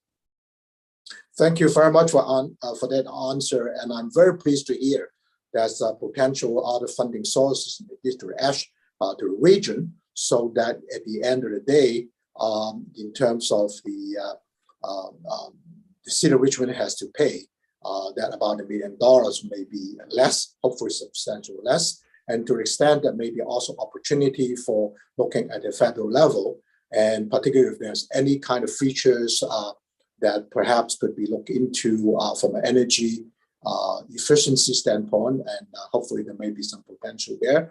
But I certainly, for one, agree with when Mr. Lee present. It's all these good things, like the really an iconic, really entry gateway to the southern part of Richmond Hill. Welcome and embracing that this is a vibrant, welcoming, diverse city. And I'm particular as a comment, I like I believe is one of the designs that I believe Ms. Lang talking about the color of the light could be changed. It kind of reminds me like, I think it was shown the city of Toronto, that Toronto wording, it could be changed. Let's say, for example, we're standing in solidarity with Ukraine, just a more topical subject, then color could be changed, right? And you say, Canadian men's soccer team or women's soccer team won the World Cup. If one of those things comes, we can, show the red and white. And hopefully Raptors, well, I'm not going to mention Maple Leaf at this point in time in hockey. But anyway, thank you all. And I do sense that pride, even when we're talking about it. So make it happen. And I hope that the consultation will be done sooner than later. Thank you very much, Mr. Mayor. And thank you, staff, for presentation and the answers. Okay, thank you, Councillor Chan. We will reserve some blue lights just in case it happens. I think that's what you meant. Okay, so Councillor Barros, you're next. I'm no artist, but none of these do anything for me. I think that in the end, moving forward with one of them could become the scandal of the decade. Council spends $1 million plus on funny looking lights, the headline would read. I would suggest that we direct staff to go back and that we perhaps take a look at some public art. Now, some would say this is public art, but something that's actually designed from the community. I think of at the Richmond Hill Center for the Performing Arts, the big brass statue that's there. I think that'll become an iconic sense of our community. I just don't see where the descriptions that's being provided for some of these lights are going to be readily understood by residents driving by. They're just going to see lights that are hanging on different angles going, what the heck were they thinking? So those are my comments. We'll see what the public consultation says, but I would be fearful moving forward on any one of these designs, particularly when the TOC is going to be such a massive undertaking. Who knows what other thoughts will come in at that point in time. This, of course, is an old thought and concept back in the day when we were looking at the center bus lane coming through. Those are my comments. Thank you. Okay, thank you. Councillor Munch.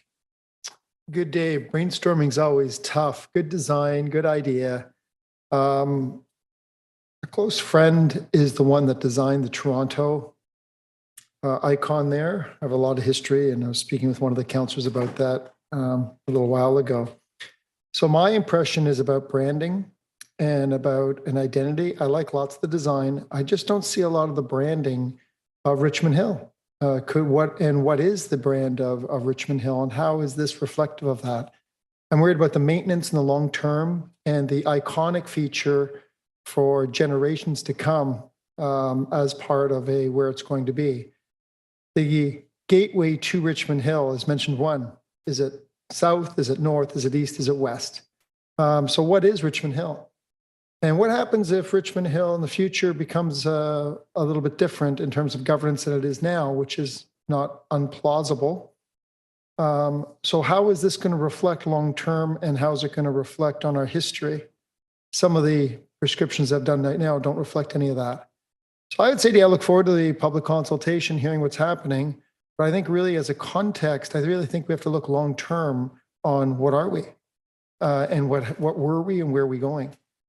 And that would be my something for a branding that's simple and past cultural and demographic lines and past the test of time, so it won't have to be done again. So whatever that's going to be, that would be my reflection. So I like the ideas, but I think it missed the mark on branding. I think it missed the mark on, what it is when people come in, and also for seeing we're in such a big transition community. I really would like to see a little bit of history. We had Terry Fox come through there. We had the, 1893 Savior of Canada coming down when, Upper and Lower Canada came down right through that gateway towards Steeles and Yonge. That would be a really great opportunity for people to learn about our history of how that area, the jail farm that was in that area at one time, how was that reflection?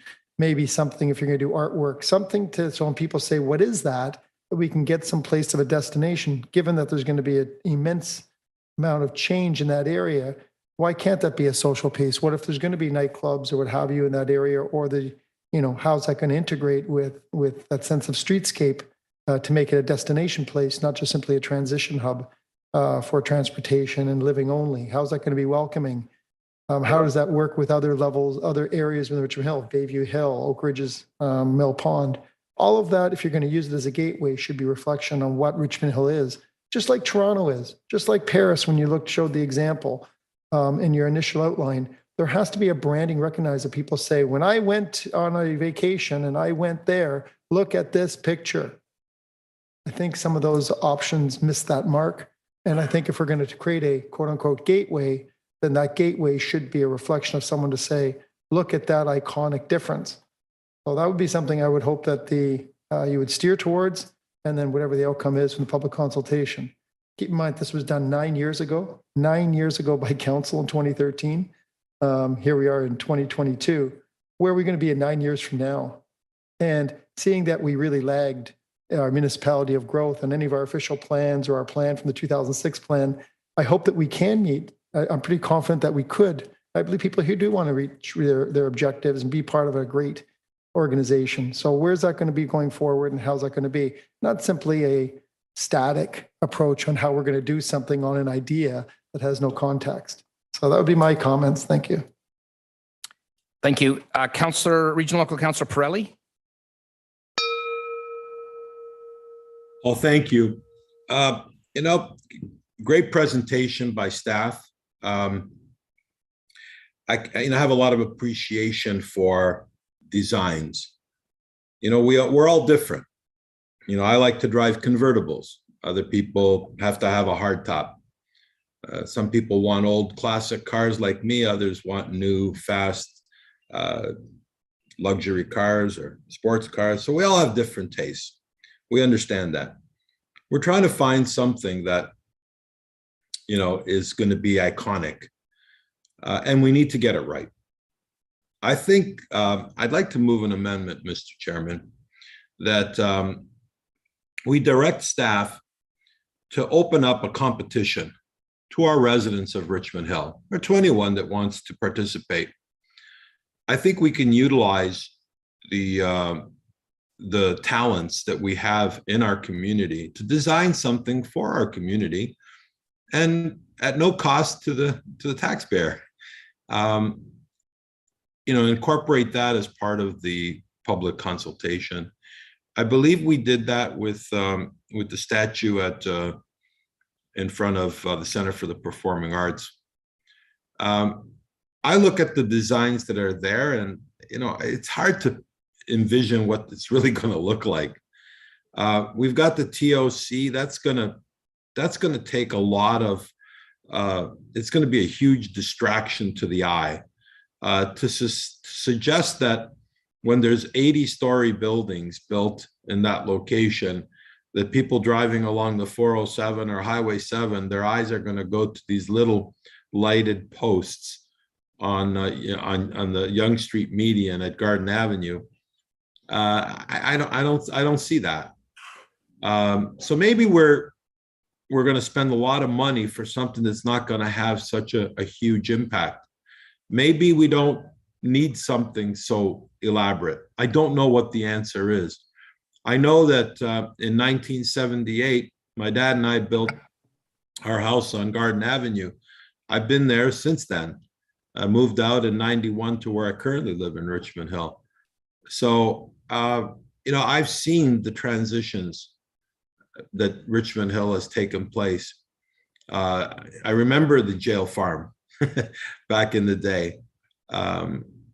So I don't know what the correct answer is, but I really would like to move an amendment that we open it up, a competition to Richmond Hill residents and anyone else that would like to participate, and give us their designs and present them to staff.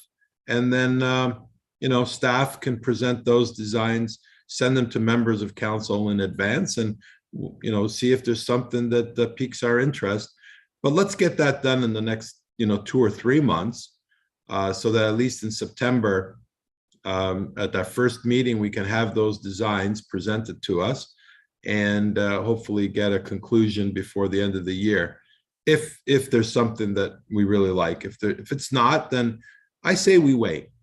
I think we have to have it incorporated with the TOC, because that's going to be a huge project. It's going to change the landscape of Richmond Hill forever.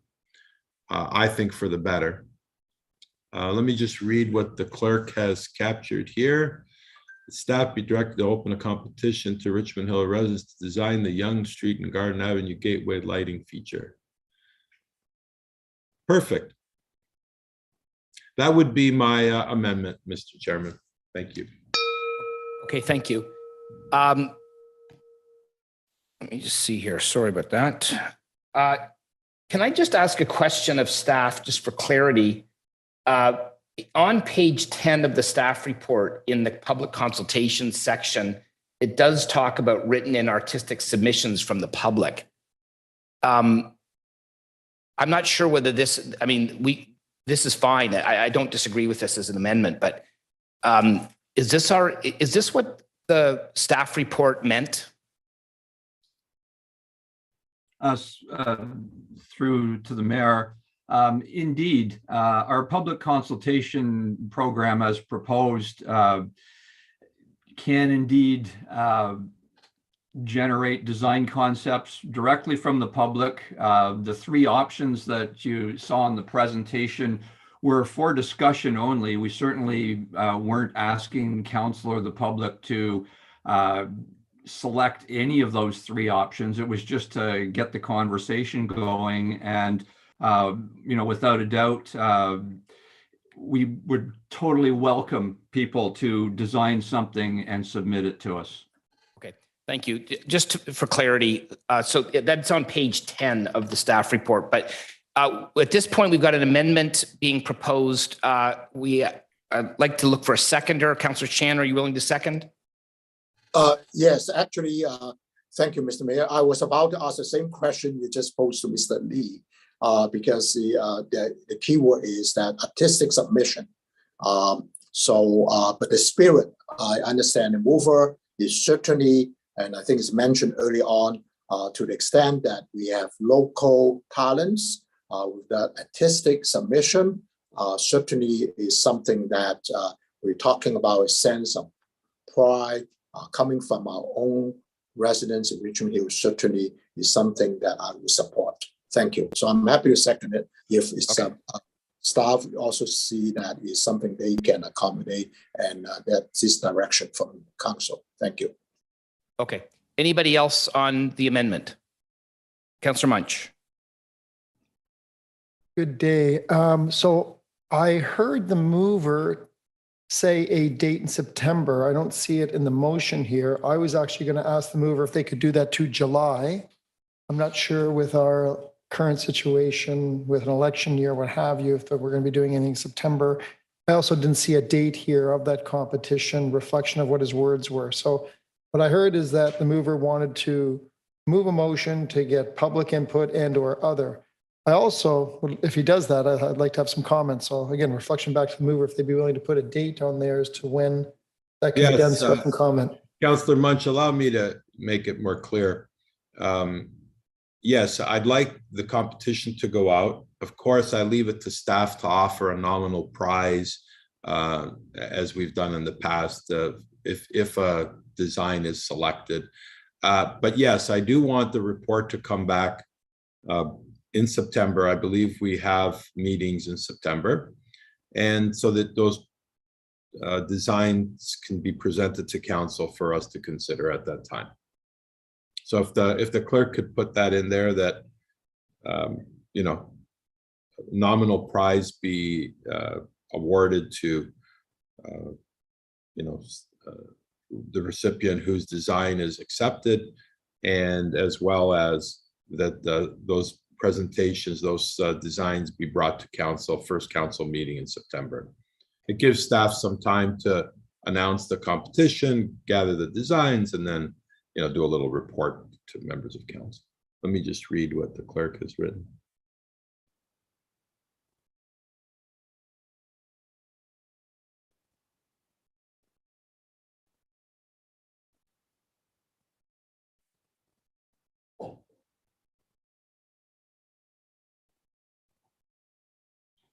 Perfect.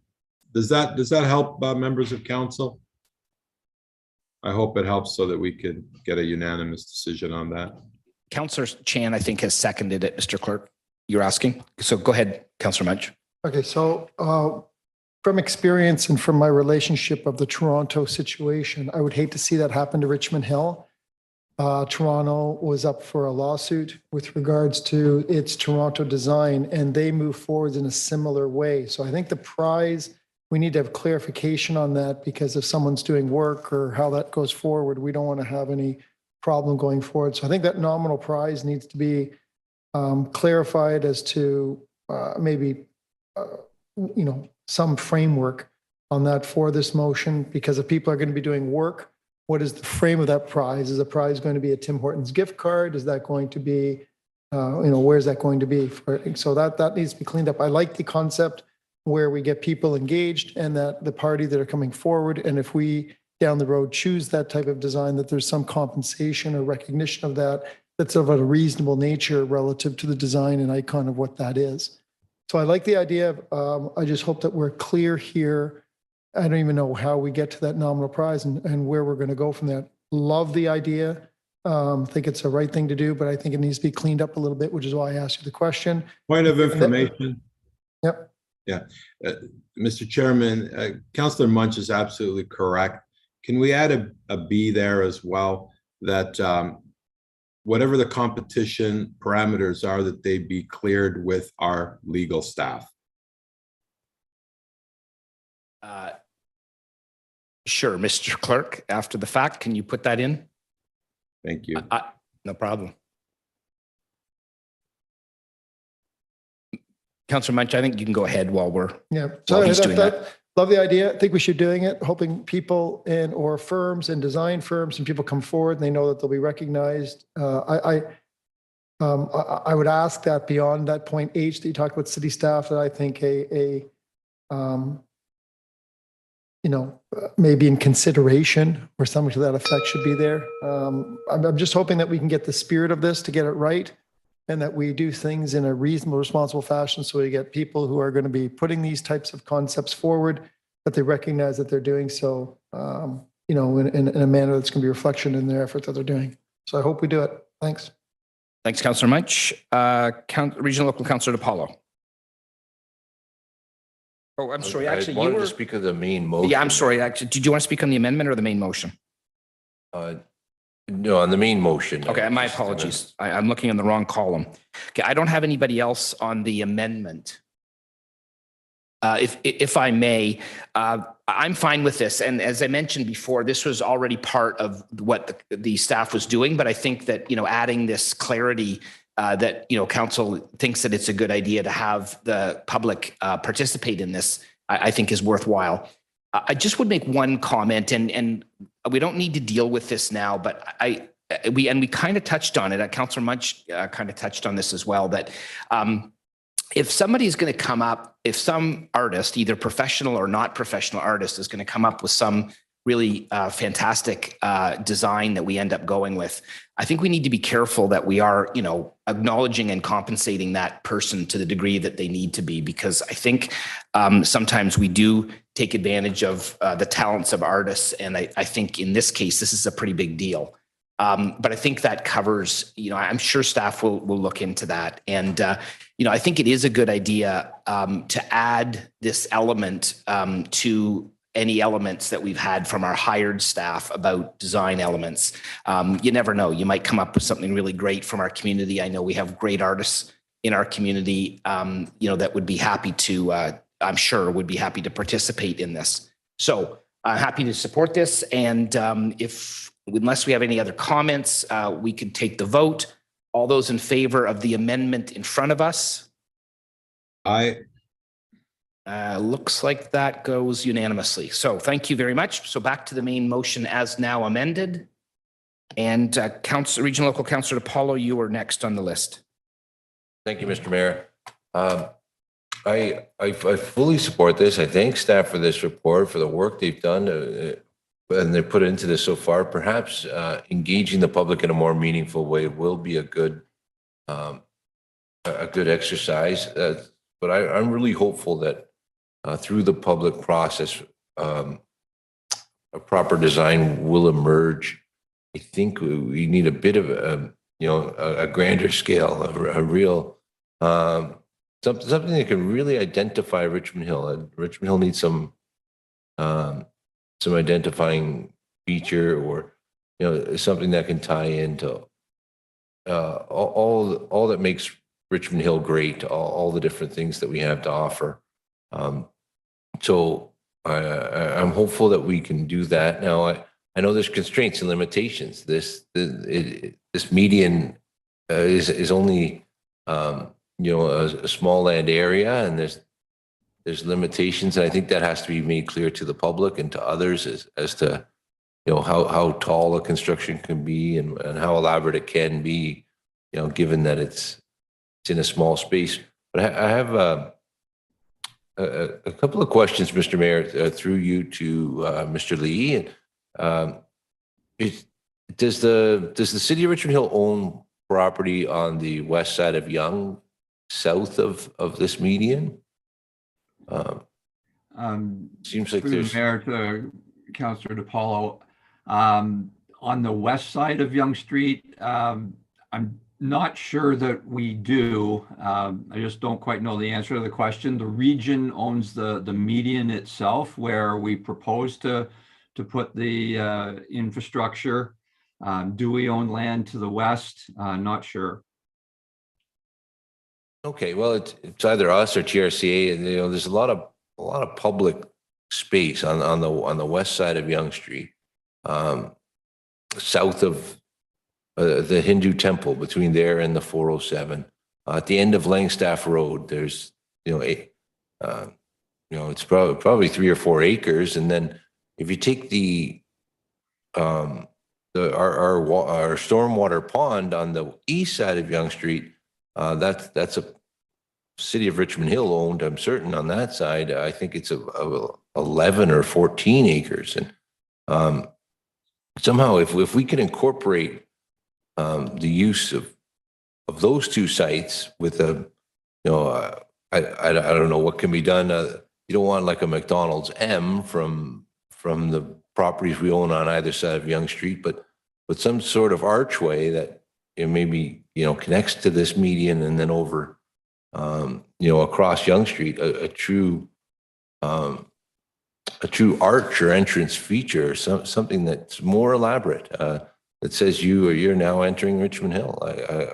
If that can be done or investigated, it's just something to put out there. I just wonder if the constraints of the size of this median is holding us back from the feature, and it's only because in your presentation, you're mentioning these other grand civic features that in other cities, and we're so limited to how grand this can be, in the center of the road. So I'm really excited to see how this works going forward. I'm excited to engage the residents of Richmond Hill, and I'm sure we can get there. But I don't think, although I agree with you that now is a good time to plan this, I don't think there's a rush. I don't think we need, and I'm not even sure if staff can conduct a proper public art contest in a matter of a couple months and report back to council. It seems like a lot to ask at this stage for the September 14th council meeting, for designs and for an expected decision to happen in September. I think that's too aggressive. I think we should take our time and do this right. Those are my thoughts, Mr. Mayor. Thank you. Okay, Councillor Shepherd. Thank you, Mr. Mayor. I love the idea of a public consultation. I love that we're engaging the public, but I'm also not sure whether September 14th is a feasible deadline in terms of engaging the public. There's going to be a lot of people away for summer holidays. And so that part I'm not entirely sure of, given that it's taken a very long time to consider this project. I think, and given the uncertainties regarding how the area is going to look like in light of the TOC, maybe spending more time on this wouldn't be the worst idea. Thank you. Thank you. Anybody else? Okay, this is a really interesting conversation, and I thank my colleagues for all their comments. I just will start off by saying I do know some artists that really need deadlines. So it's a motivational thing to an artist sometimes to have a deadline. So September might work. But anyway, I think you're right. We do need to make sure that this is excellent and we get it right. It's interesting, on one of the slides, we showed the St. Louis Arch, and I will mention that yesterday in watching the Blue Jays game, in one of the shots above the right, or I guess it was right field, the St. Louis Arch was peeking up above the stadium. And I did notice that, actually, so I'm glad to see that here in the presentation. It certainly is something that I think of when I think of St. Louis, aside from the Cardinals. I really think we do need something really bold and interesting and memorable here. And I think that it is a great opportunity to do something really great at that location. And so I think I'm excited by the prospect of this. I think that the fact that we're going to be doing a public process and asking for input from the public on some designs, I think is definitely a positive thing. I'm sure it would be an interesting engagement exercise for the public.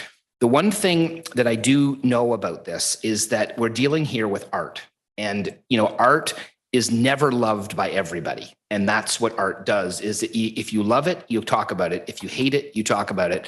And there's very few people that sit in the middle. And I know that in my life from experience. So I think we need to understand that no matter what we do here, it isn't going to, it's okay for this to create a little bit of a buzz, and it can be, it certainly can't be not appealing to people, but there is going to be some controversy no matter what we choose. I will say, just because I think there was a part of the staff report that was asking for some input on the designs that have been proposed. And I do think that these are really need to be looked at only as starting points for the conversation. I mean, we need to, engage, find out. I mean, maybe it'll be something completely different than what we've come up with, and that's okay. But from the request for input, the artist in me really does like option number one. I think it's very cool. I'm sorry, Councillor Silovitz, but again, speaking of the controversialness of art, I really like option number one. But I will also tell you that I'll share a secret. I'm a bit of a secret geologist, and I'm not a very good one, but I do appreciate option number three. The only problem I find with option number three is it may be a little bit subtle. And if you're driving along in a car and you're seeing the different layers of what's underneath of our feet on the Oak Ridges moraine, it might not immediately resonate. But I still appreciate the thought and the creativity that went into that option. But I guess what I'm looking for here is something maybe not as literal as the Toronto sign in Nathan Phillips Square, although it's lovely and it certainly is very popular with the public, and there's lots of photos and selfies and so on that are taken with that. I mean, we don't necessarily need to say Richmond Hill, welcome to Richmond Hill, and all the other practical things that were on the slide that Mr. Lee presented as to why we would do these things. It needs to be an artistic rendition of those messages. And that's really the challenge that we're going to have here. But I think, with the proper consultation and engaging the right people, we can get there. So anyway, I'm excited by this. It should be a fun exercise, and I hope that it'll go out to the public as such, because I think this is a fun thing for the public to be able to participate in and help to shape a very visual part of our community. So with that being said, unless there's a desire for a second round, which I don't see anybody. So we have a motion on the floor as amended. All those in favor of the motion? Aye. Yes. Okay, that looks like that's carried. Is it unanimous, Councillor Barros? Okay, I didn't see you. I'm sorry. Okay, it's unanimous. Great, thank you. All right, so moving right along. The next item on the agenda is we have a couple of three actually delegations, I believe. On item number 1311. So the first person that we have is registered as a delegation is Alexander Ruggieri. I hope I said that correctly, sir. I see you coming on now. When you can unmute and turn your camera on, and you've got 5 minutes to address council. Hello, can you hear me? We can. Beautiful. So good morning, everyone. My name is Alex Ruggieri, and I would just like to firstly start by saying thank you for giving me the opportunity to speak to you all today. On behalf of all current and future purchasers of the Hill on Bayview, myself included, I'm here to express my opposition to the application submitted by Elgin House Properties Limited for 1000 Elgin Mills Road East. The change requested in this application is far from minor, as it proposes a zoning bylaw amendment that would allow a 4-story increase to Tower B forcing residents of the Hill to continually stare directly into a 14-story tower, seemingly in our own backyards. This is in complete contrast to the original plan, which proposed a moderate 10-story building that integrated terracing and step backs, which were consistent with the City of Richmond Hill planning policies. It is also a far cry from what the builder had us take away from the Elgin East website, which featured photographs and videos depicting a 10-story tower with terracing and step backs as per the plans. The introduction of the additional 4 floors is not a minor change to the project and does not satisfy the 4 tests of the Planning Act. It creates a significantly starker view than what was proposed initially, and having a straight vertical wall 14 stories tall is neither desirable nor is it aesthetically pleasing to those below. Furthermore, it is not consistent with the overall planning vision for the North Leslie secondary plan or the official plan, as stated in the staff report from the council meeting on April 27. In addition, we know that taller buildings result in more shadowing, and therefore, if this application is approved, residents of the Hill are going to lose both sunlight and our sky views. This isn't a mere possibility. It is a fact based on the results of a visual impact study, which concluded that my unit, among others, will be directly impacted if you allow this height increase to go ahead. Incidentally, this study was submitted in advance of the April 27th council meeting.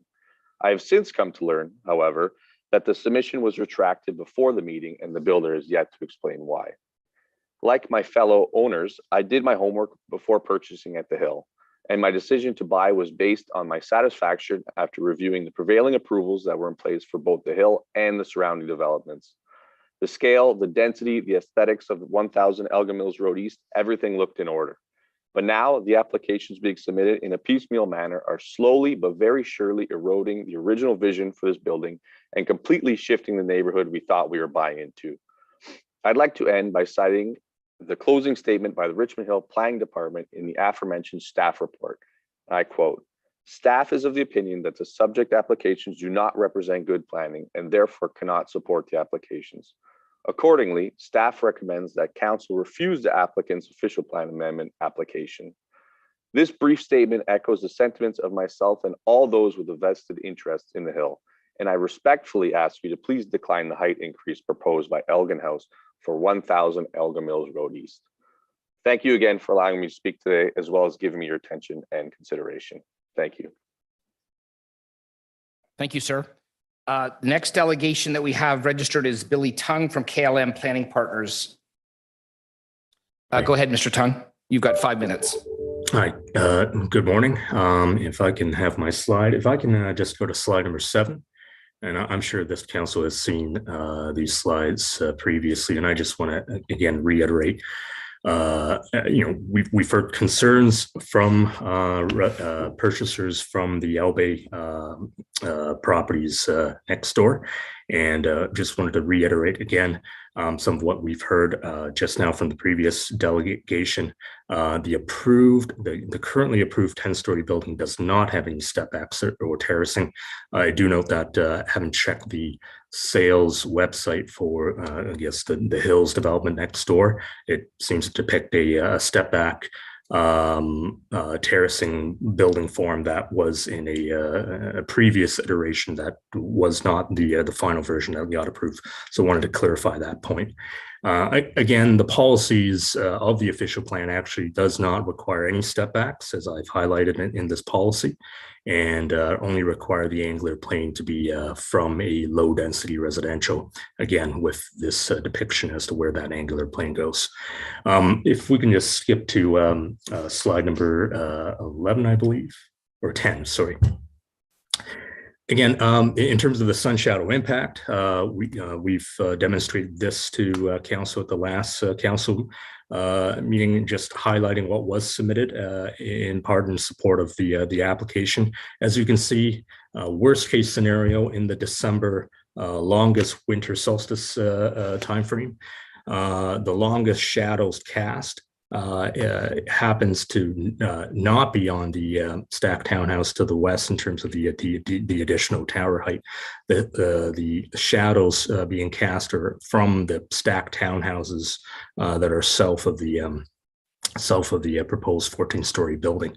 And you can see here that as it moves in the morning, daytime hours, between 9 a.m. and 11 a.m., the additional heights are nowhere along the stacked townhouses to the west. Again, this was done through sensitivity analysis in terms of the additional modest height increases. We've looked at the angular plane. We've looked at transition policies in the secondary plan, and we made sure that the additional height on building B was done in such a way that it wouldn't cast additional shadows on the stacked townhouses next door, even in the worst day of the year on the winter solstice day. So, and with that, I do want to, and I'm sure you've seen through the additional memorandum from the commissioner and the owner's letters that were submitted as addendums into the review and assessment of council's request at the last council meeting for the additional rent-to-own units in the program. There are, and the client is here and the owner is here as the next delegation to answer, provide some of that context. But as you can see from that letter, it was reviewed and looked at by the owner. There is just a limitation and restriction in terms of from a construction lending perspective to allocate more than the proposed 20 units for the rent-to-home program. However, as additional assurance, as you can see from the correspondence appended, Sequoia Grove is willing to backstop the rent-to-own program such that if CMHC's rent-to-own program does not come into fruition in time prior to the registration of the condo, Sequoia Grove will proceed with their own internal rent-to-own program, and they will backstop that those 20 units for that same program, just done through on their own accord. So I'm here to answer any questions that council may have on this matter. And I hopefully with the amount of information and the additional assessments that have been done, fully satisfies council's questions from the last council meeting. Okay, thank you very much. The next delegation is Giulio Bianchi, principal of Sequoia Grove. Mr. Bianchi, you can get started when you're ready. You've got 5 minutes to address council. Good morning, Mayor David West and members of council. Thank you for your extended consideration of our application to bring 52 additional units to the master plan community of North Leslie, 20 of which will be allocated to the rent-to-own program. I would like to confirm that we have been working hard behind the scenes to be able to provide you with assurance that if the intended federal rent-to-own program not come to fruition in time, we will deliver the program in-house. This program will target first-time buyers who work in Richmond Hill but struggle to obtain a home because of the current required deposit structures. We are committed to bridging this gap together with the newly assembled Affordable Housing Committee and do our part to address the affordability crisis. Thank you. Thank you very much. Okay, so at this time, we can bring item number 1311 to council. This is in Ward 3, so Councillor Liu, if you'd like to get us started, that would be great. Thank you, Mr. Mayor. Thank you for all the delegates. And also especially would like to thank staff for continued engagement with the applicant to negotiate the best possible deal. We know we have been discussing this topic, I think this is the third time that we discussed this. And from what I'm seeing from the first staff report to today, a little bit more than a month, staff worked diligently with the applicant and council members. And we all can see that staff now taking a more positive position on this matter. And I really thank staff for that. And I've said a lot last meeting on why I am in support of this application. I'm not going to repeat it. I just wanted to reiterate to council with a few points. Even with the increase of units, it is still within the allowable density. And the Section 37 package of $172,850, for community benefits plays an important role. If we don't grab it today, we have our, CBC meeting yesterday. We're going to lose this. And when the new CBC bylaw kicks in. So we need to grab it today. The rent to own, I really appreciate that the applicants is committed to do it. This is my belief is one of the best solutions to tackle housing affordability. There are many people, especially young people, they can't afford the deposit, the first-time buyer, and the rent-to-own program will be a game changer. And I really, really would like to see this as a pilot project in Richmond Hill, and we all champion this cause. And I'm really, really glad that, for the past 2 weeks with discussion between staff and the applicant, now, we got a commitment from staff. Sorry, we got a commitment from the applicant that, without the CMHC, they will still go ahead with the rent to own. I understand there are some concerns that members of council raised the last time that they wanted to see all 52 units to rent to own. But, when you look at the memorandum from a commissioner of planning, it's unfortunate there are some cost and construction challenges. So, what I'm willing to do is to put a minimum of 20 units, which does not preclude that we can have more on the motion. Sorry, actually, I think we already have a motion in place. So Clark, please, can you put the motion on the screen? And I thank staff for helping me to draft this motion to approve. So as I mentioned last meeting, despite some concerns, the pros still outweigh the cons. Therefore, I asked council to have an open mind, look at this once again. I think this is a win-win-win situation. Hopefully I can, get support from council on this one. Thank you. That's Thank all you, I'm Councillor. gonna say. Thanks, Councillor Liu. So second, Councillor Munch, you willing to second? You bet. Okay. Thank you. Thank you to the mover. This is the second time in a couple of weeks we've been through this.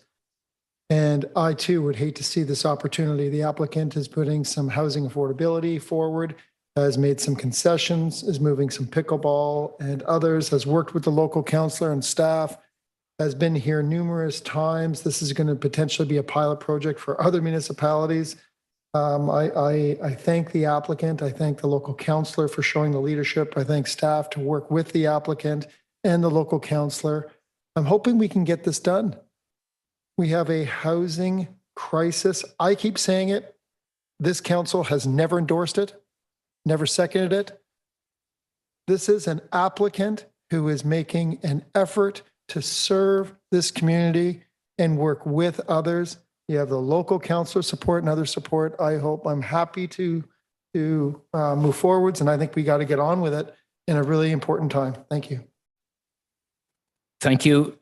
Anybody else wish to speak? Councillor Silovitz? Thank you, Mr. Mayor. Thank you to the applicant and the other applicants that spoke to us. While I fully appreciate what has gone on here and all the discussions that have taken place, my mind has not changed from 2 weeks ago, and I cannot support this. The reasons I've given are clear. I do not have to repeat them. It has absolutely, the only thing I will repeat is that it has absolutely nothing to do with my resounding support for affordable or attainable housing within Richmond Hill and York Region. That's a no-brainer without any question. So I am, like I said last time as well, there's a few things on circulating online that if you vote no for certain things that perhaps mention something like this, then you are against affordable or attainable housing. It's absolutely incorrect. It's misinformation and it's not true. So I have a serious problem with this concept. I have a serious problem with adding 4 stories to a building that was intended to be 10 stories. I'm not an engineer or a builder or a developer, but that is a red flag for me. And this could set a precedent, and it would I would find that very concerning. So thank you to staff for all the work that they've done here, and to the applicant for working with staff. But unfortunately, 20 units featuring one bedrooms does not in any way cover the dire need or emergency need for affordable or attainable housing in Richmond Hill. Thank you. I appreciate the time to speak.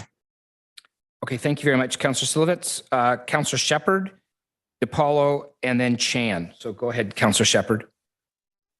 Thank you, Mr. Mayor.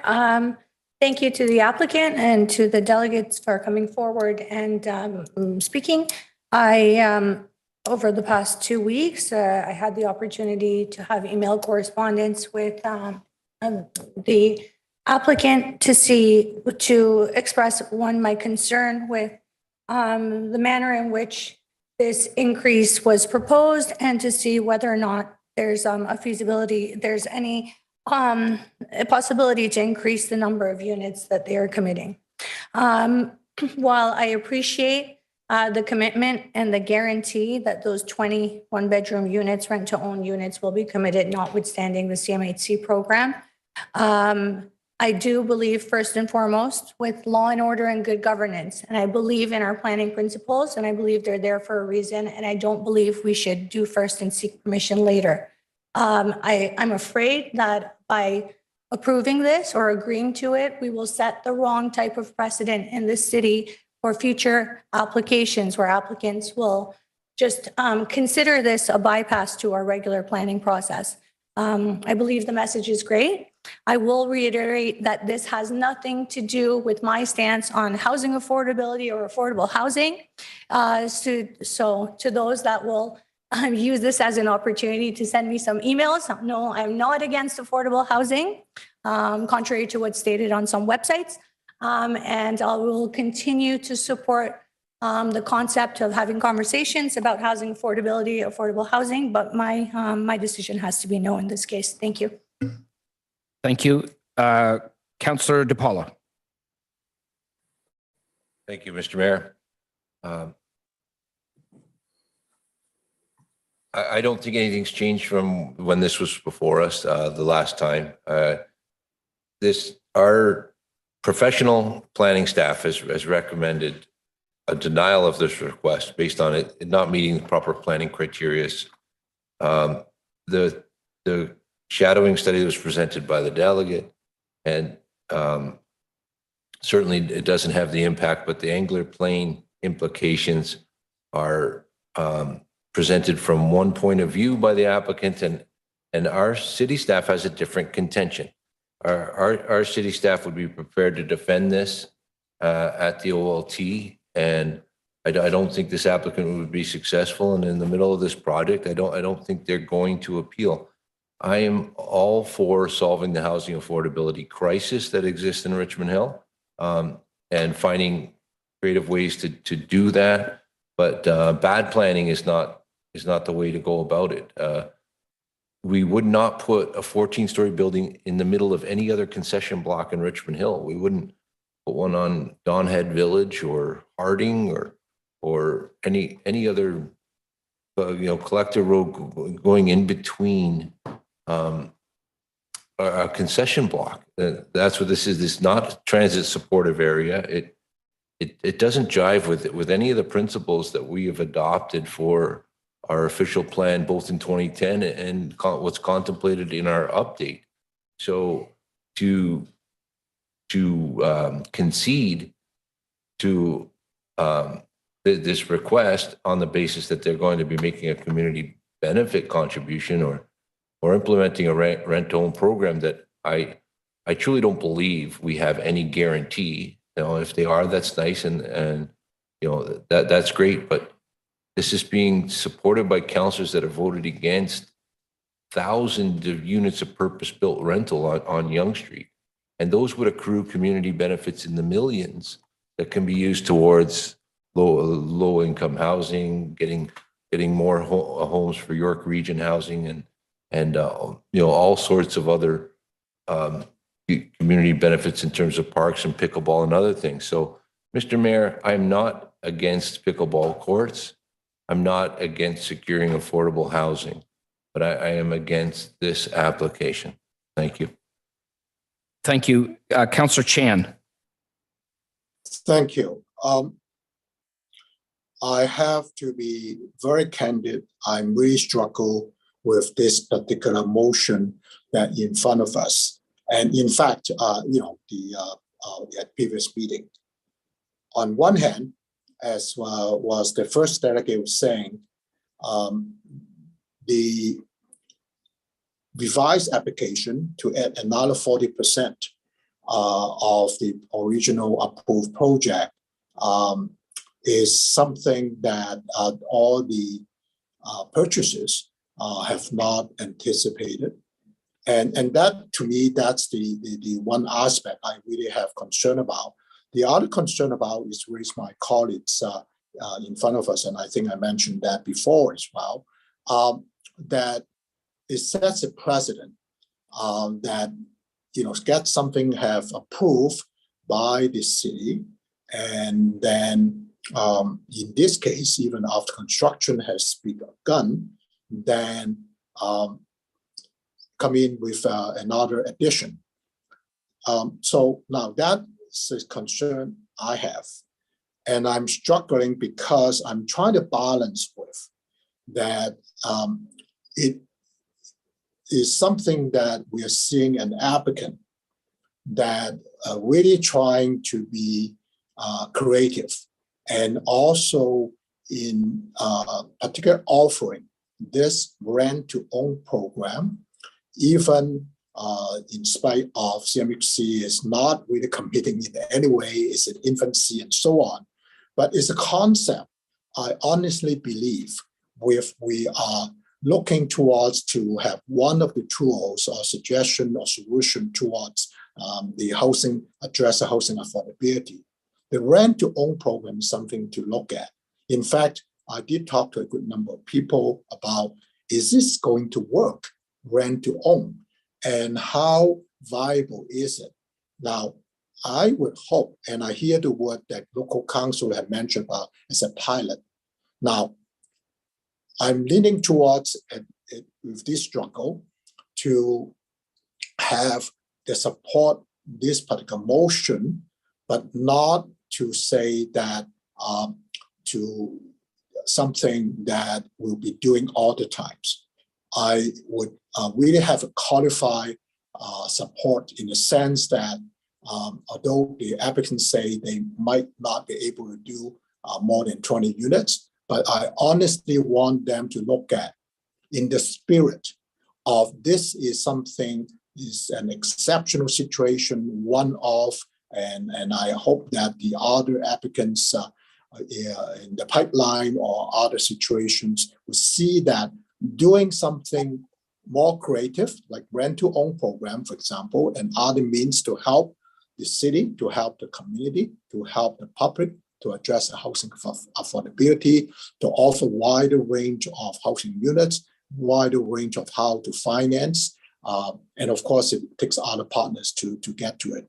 And also, is we mentioned about the Section 37 benefits. So in this particular case, the applicant, perhaps in this particular case, not all applicants are like this, but they have stepped forward, and particularly the city has heard too much, well, I say they had a lot about the the need or more immediate need from the pickleball courts in the city, and it takes time, to really have those courts ready. So it's welcoming to have that commitment of contributing towards a more timely implementation to have those pickleball courts to address the recreational needs of the city and the community. So on that basis, on balance, I would give qualified support of this motion on the basis that it does provide a creative way of rent-to-own program to help address the housing affordability. And number two, I hope that this is not going to be set as a precedent, but one-off. And third, certainly with a financial contribution to help address the pickleball court situation that's immediate need for the city. So thank you, Mr. Chair. And as I said, I really struggle with this. But at the end of the day, those are the basis on which I give qualified support for this particular one-off situation. Thank you. Okay, thank you, Councillor Chan. The next on our list is Regional Local Councillor Pirelli. Thank you, Mr. Chairman. Recognizing it's lunchtime and I'm getting a little angry, I'll be brief. I agree with Councillor Chan. This is a tough decision, but that's what the residents expect from us. They expect us that, when a tough decision needs to be made, we give it proper due consideration. We think of all the pros and all the cons, and we make a decision. I'm not going to repeat all the things we've said at the other multiple times we've spoken about this application, but I do want to pay particular thanks. One, to the local councillor for stepping above and beyond, really getting engaged, not only with staff, but with the applicant, and coming up with what I see as a win-win situation. As Councillor Chan stated, the Section 37 benefit is there. A bird in the hand is worth two in the bush. A minimum of 20 units. I can speak personally on a rent-to-own program because, as I stated before, I did one for one of the properties that I owned, and it allowed a young family to now, fast forwarding 25 years, they're flourishing because they were given that opportunity. As Councillor Liu said, the biggest challenge is getting that down payment. But once you get over that hurdle, it makes life and affordability better. I think the only good precedent out of all of this is that we're trying to do something, this pilot project, and hopefully it'll spark other ideas as well. I think it's going to be successful. I look forward to it. It's really exciting for me, Mr. Chairman, that this is taking place. And on the balance of probabilities and the balance of success, I think I can support this in good conscience, and I'll be doing so. Thank you, Mr. Chairman. Okay, thank you. Is there anybody else on the first round? Okay, seeing none, I'll just make some comments. I appreciate the discussion here. I think this has been a good discussion. I actually respectfully appreciate and agree with almost everything that's been said. And I think, this is one of those situations where I think there is no clear-cut, obvious answer, yes or no to this. And, this is not uncommon for those of us on council. And I have been very conflicted by this, and we've been dealing with this now for quite some time. I've certainly done a lot of research and talking to different parties about this. And I think to acknowledge some of the negative comments that have been made today, there's lots of good reasons why this particular application is not a slam dunk, and I respect that and acknowledge those. I guess, and I also will say that when we dealt with this at council the last time, we were looking for all 52 units. That would have been really great. I do understand the challenges and the reasons why 52 units isn't going to happen, but I do appreciate in the motion that it's a minimum of 20 units, and I would very strongly encourage and push the applicant to go above and beyond the 20. I don't think that will be impossible if the right circumstances happen. And I hope that, and feel fairly confident that the applicant in discussions with them will do that. But I will say that it's my understanding in this building that the units are less expensive than other offerings in other parts of the city. And I think that is a positive aspect of the entire building, not just the additional part. I really do appreciate the Section 37 benefit. I think that's important, although I don't think it's not the thing that makes my decision, although it certainly a positive. The thing that really helps me to make my decision is the affordable units. And, I think that we are going to have to see more CMHC type programs, rent to own, and other help from other levels of government in somewhat similar to this type of thing in the future, in order for us to make a dent in the affordable housing crisis that we're having in Richmond Hill. I mean, there's no question that affordability is one of the number one things that we deal with when we talk to residents about what concerns them in our community. This is a small step in that direction, and I am convinced that this type of program, the CMHC program, will help in the future. So we're probably a little bit ahead of the curve on this, and I have to say I'm not at all happy with the way that this process has gone out. I mean, and I understand the comment about it setting a precedent, but as far as I'm concerned, it doesn't set a precedent. We look at every application on an individual basis to determine whether it's something we can support and whether it isn't. And I will say that, the process that we're going through here is not something that I would like to see again, but I think that the end result of this process is something that I can get behind, because I think it will make a small difference, but a difference in giving a wider range of units to a wider range of people, so that they can, settle and make, their home in our community. So with that being said, unless there's a desire for a second round. Could you record a vote, please? Okay. Recorded vote has been called by Councillor Munch. Mr. Clerk. Thank you, Mr. Mayor. Voting on the motion. Councillor Munch? Yes. Councillor Liu? Yes. Councillor Silovitz? No.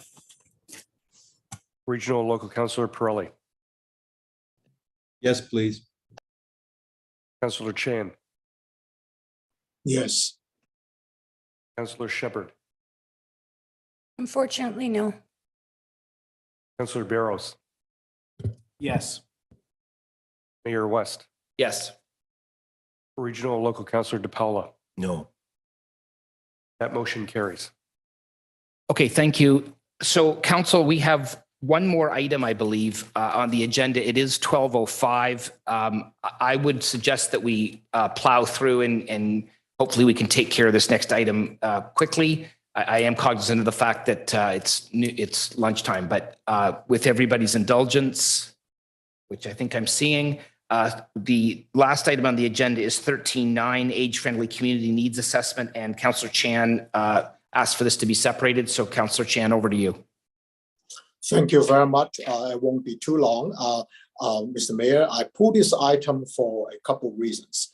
Number one, I want to take on the opportunity that to really commend staff for doing the follow-up. And I had a number of discussions since I tabled a member's motion asking or seeking City of Richmond Hill to look at the feasibility of implementing an age-friendly community strategy. As well, I recall the 2019 motion, including setting up a senior citizen advisory committee to be implemented. So I'm very pleased to see that those are in the particular report we're seeing, even though it's only a title under needs assessment. And on that note, on this assessment, I also want to compliment staff, particularly the approach as a very diverse from a linguistic standpoint, not only have advertisement in English, but in the three most spoken language other than English as we know it, in advertising in Farsi, Chinese, and Russian. And this is a very kind of inclusive approach affecting our aging growing population, as we hear from actually the first delegation this morning on the hospice issue. And again, we all are mindful. In fact, if you look at the needs assessment itself, we're really talking about in just 5 short years between 2011 and 2016, the census, the number of seniors grown by almost 34%.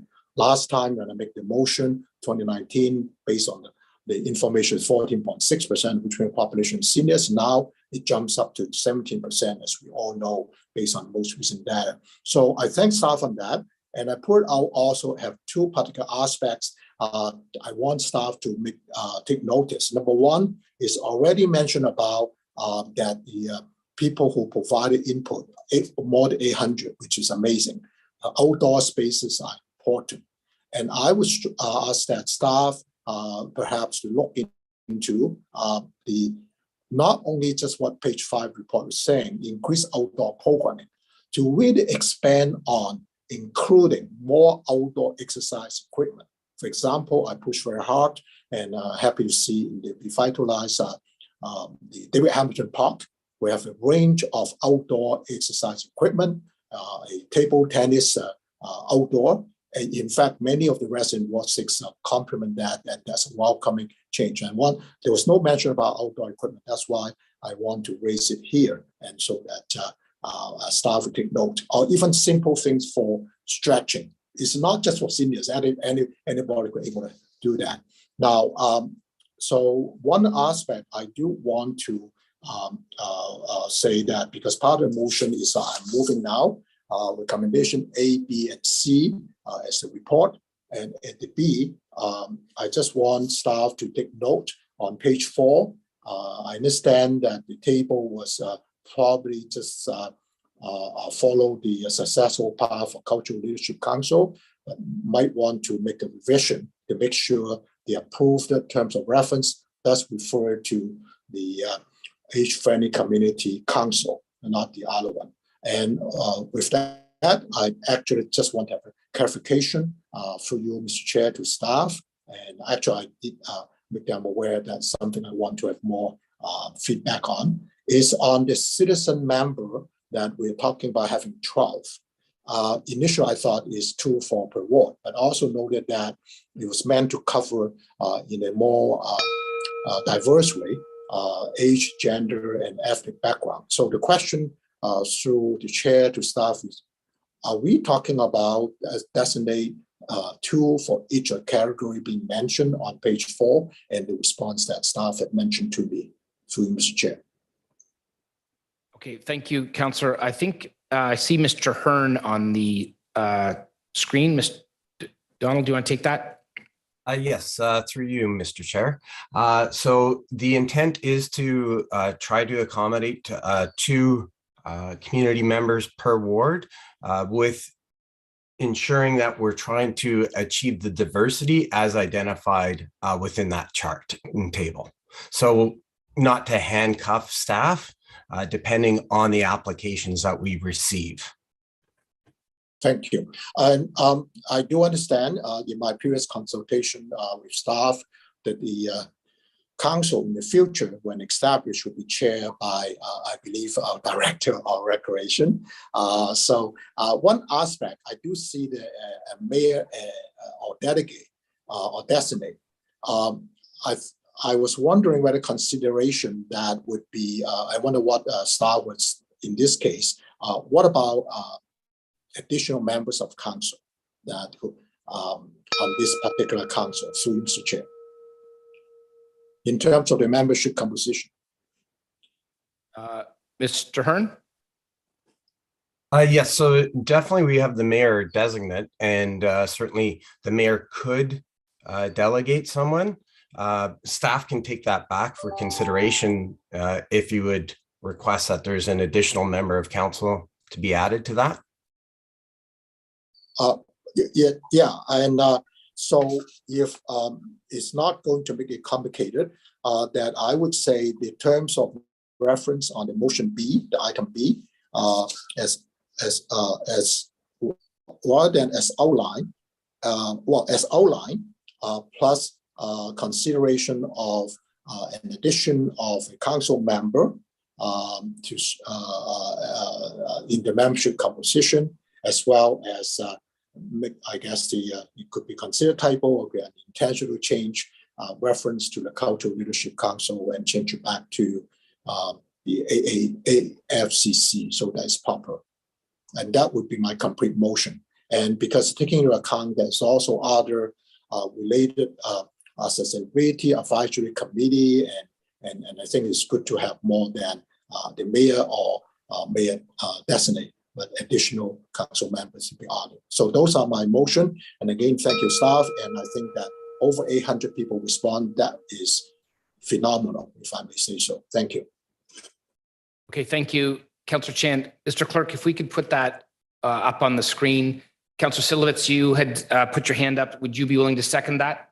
Yes, absolutely. Okay, did you want to speak to it? Sure, just briefly. Thanks to staff for bringing this forward. The response to this, as Councillor Chan was saying, is remarkable. Fully support an Richmond Hill being identified and having an age-friendly community. And it speaks to us as being a compassionate community. And we should remember that going forward, because compassionate communities is also something that has been discussed and will continue to be discussed. As the chair of the Accessibility Advisory Committee, this gels really nicely with what we deal with and what our vision is and what our principles are. So I fully support this, and I look forward to all the positive things that are going to come out of this. And as our population ages, there is no question that population is going to require a very, very specific recognition. And this is a part of it. So thank you very much. I'll gladly support this and second. Okay, thank you, Councillor Shepherd. Mr. Mayor, thank you to my colleagues. Councillor Silovitz, you are absolutely 100% correct. Our aging community in Richmond Hill needs extra care and consideration, especially in the aftermath of COVID. There were a number of seniors that, due to isolation and some of the challenges that they faced, this time has been particularly hard for them. And there are a number of community groups at the moment that are individually trying to help with this problem and to contribute to the welfare of these groups. So I think it's nice if we can bring them together, if we can create this age-friendly community, and to bring these different organizations together and perhaps have these different voices come together to represent their needs in a more comprehensive manner. So I'd be happy to support this. Thank you. Okay, thank you, Councillor Shepherd. Anybody else? Okay, seeing none, and it's close. Oh, Councillor Chan, you want to speak again? Yes, I think B, as put up and shared with us on the screen, does not include what I have mentioned about to revise or to expand the composition of the age-friendly community council to include additional member of council. Yeah, good. We were actually just testing you, Councillor Chan, so you passed the test. You're right. Thank you. If we could add that, Mr. Clerk, to right, I think it's simply just to add one additional member of council. I think that was it, Councillor Chan, right? Right. And I mentioned I don't want to make an issue of it, just to make sure that the right name of the council is being referred to on page 4. But I don't need to bring a motion. Yeah. No, we can. That can be handled, I think, with staff. But yeah, that's right. Thank you. Okay, thanks for that, Councillor Chan. So we've got no other speakers that I see on this. Nobody. I would assume we don't need a recorded vote for this. All those in favor of what's in front of us? Yes. Okay. That carries. Thanks very much, everybody. We have actually the correspondence 1312. Could I get somebody to move that? Councillor Shepherd, Councillor Chan, all those in favor? Okay, thank you. And second last thing, confirmatory bylaw 8422 to confirm the proceedings of the meeting. Who would like to do that? Councillor Silovitz and Councillor Liu, all those in favor? Okay, opposed? That carries. Thank you. And last but not least, a motion to adjourn. Councillor Shepherd, Councillor Chan, all those in favor? Okay, thanks everybody from the public, the staff, and thanks members of council. There's a bunch of good conversations today. Thanks a lot. Have a great day.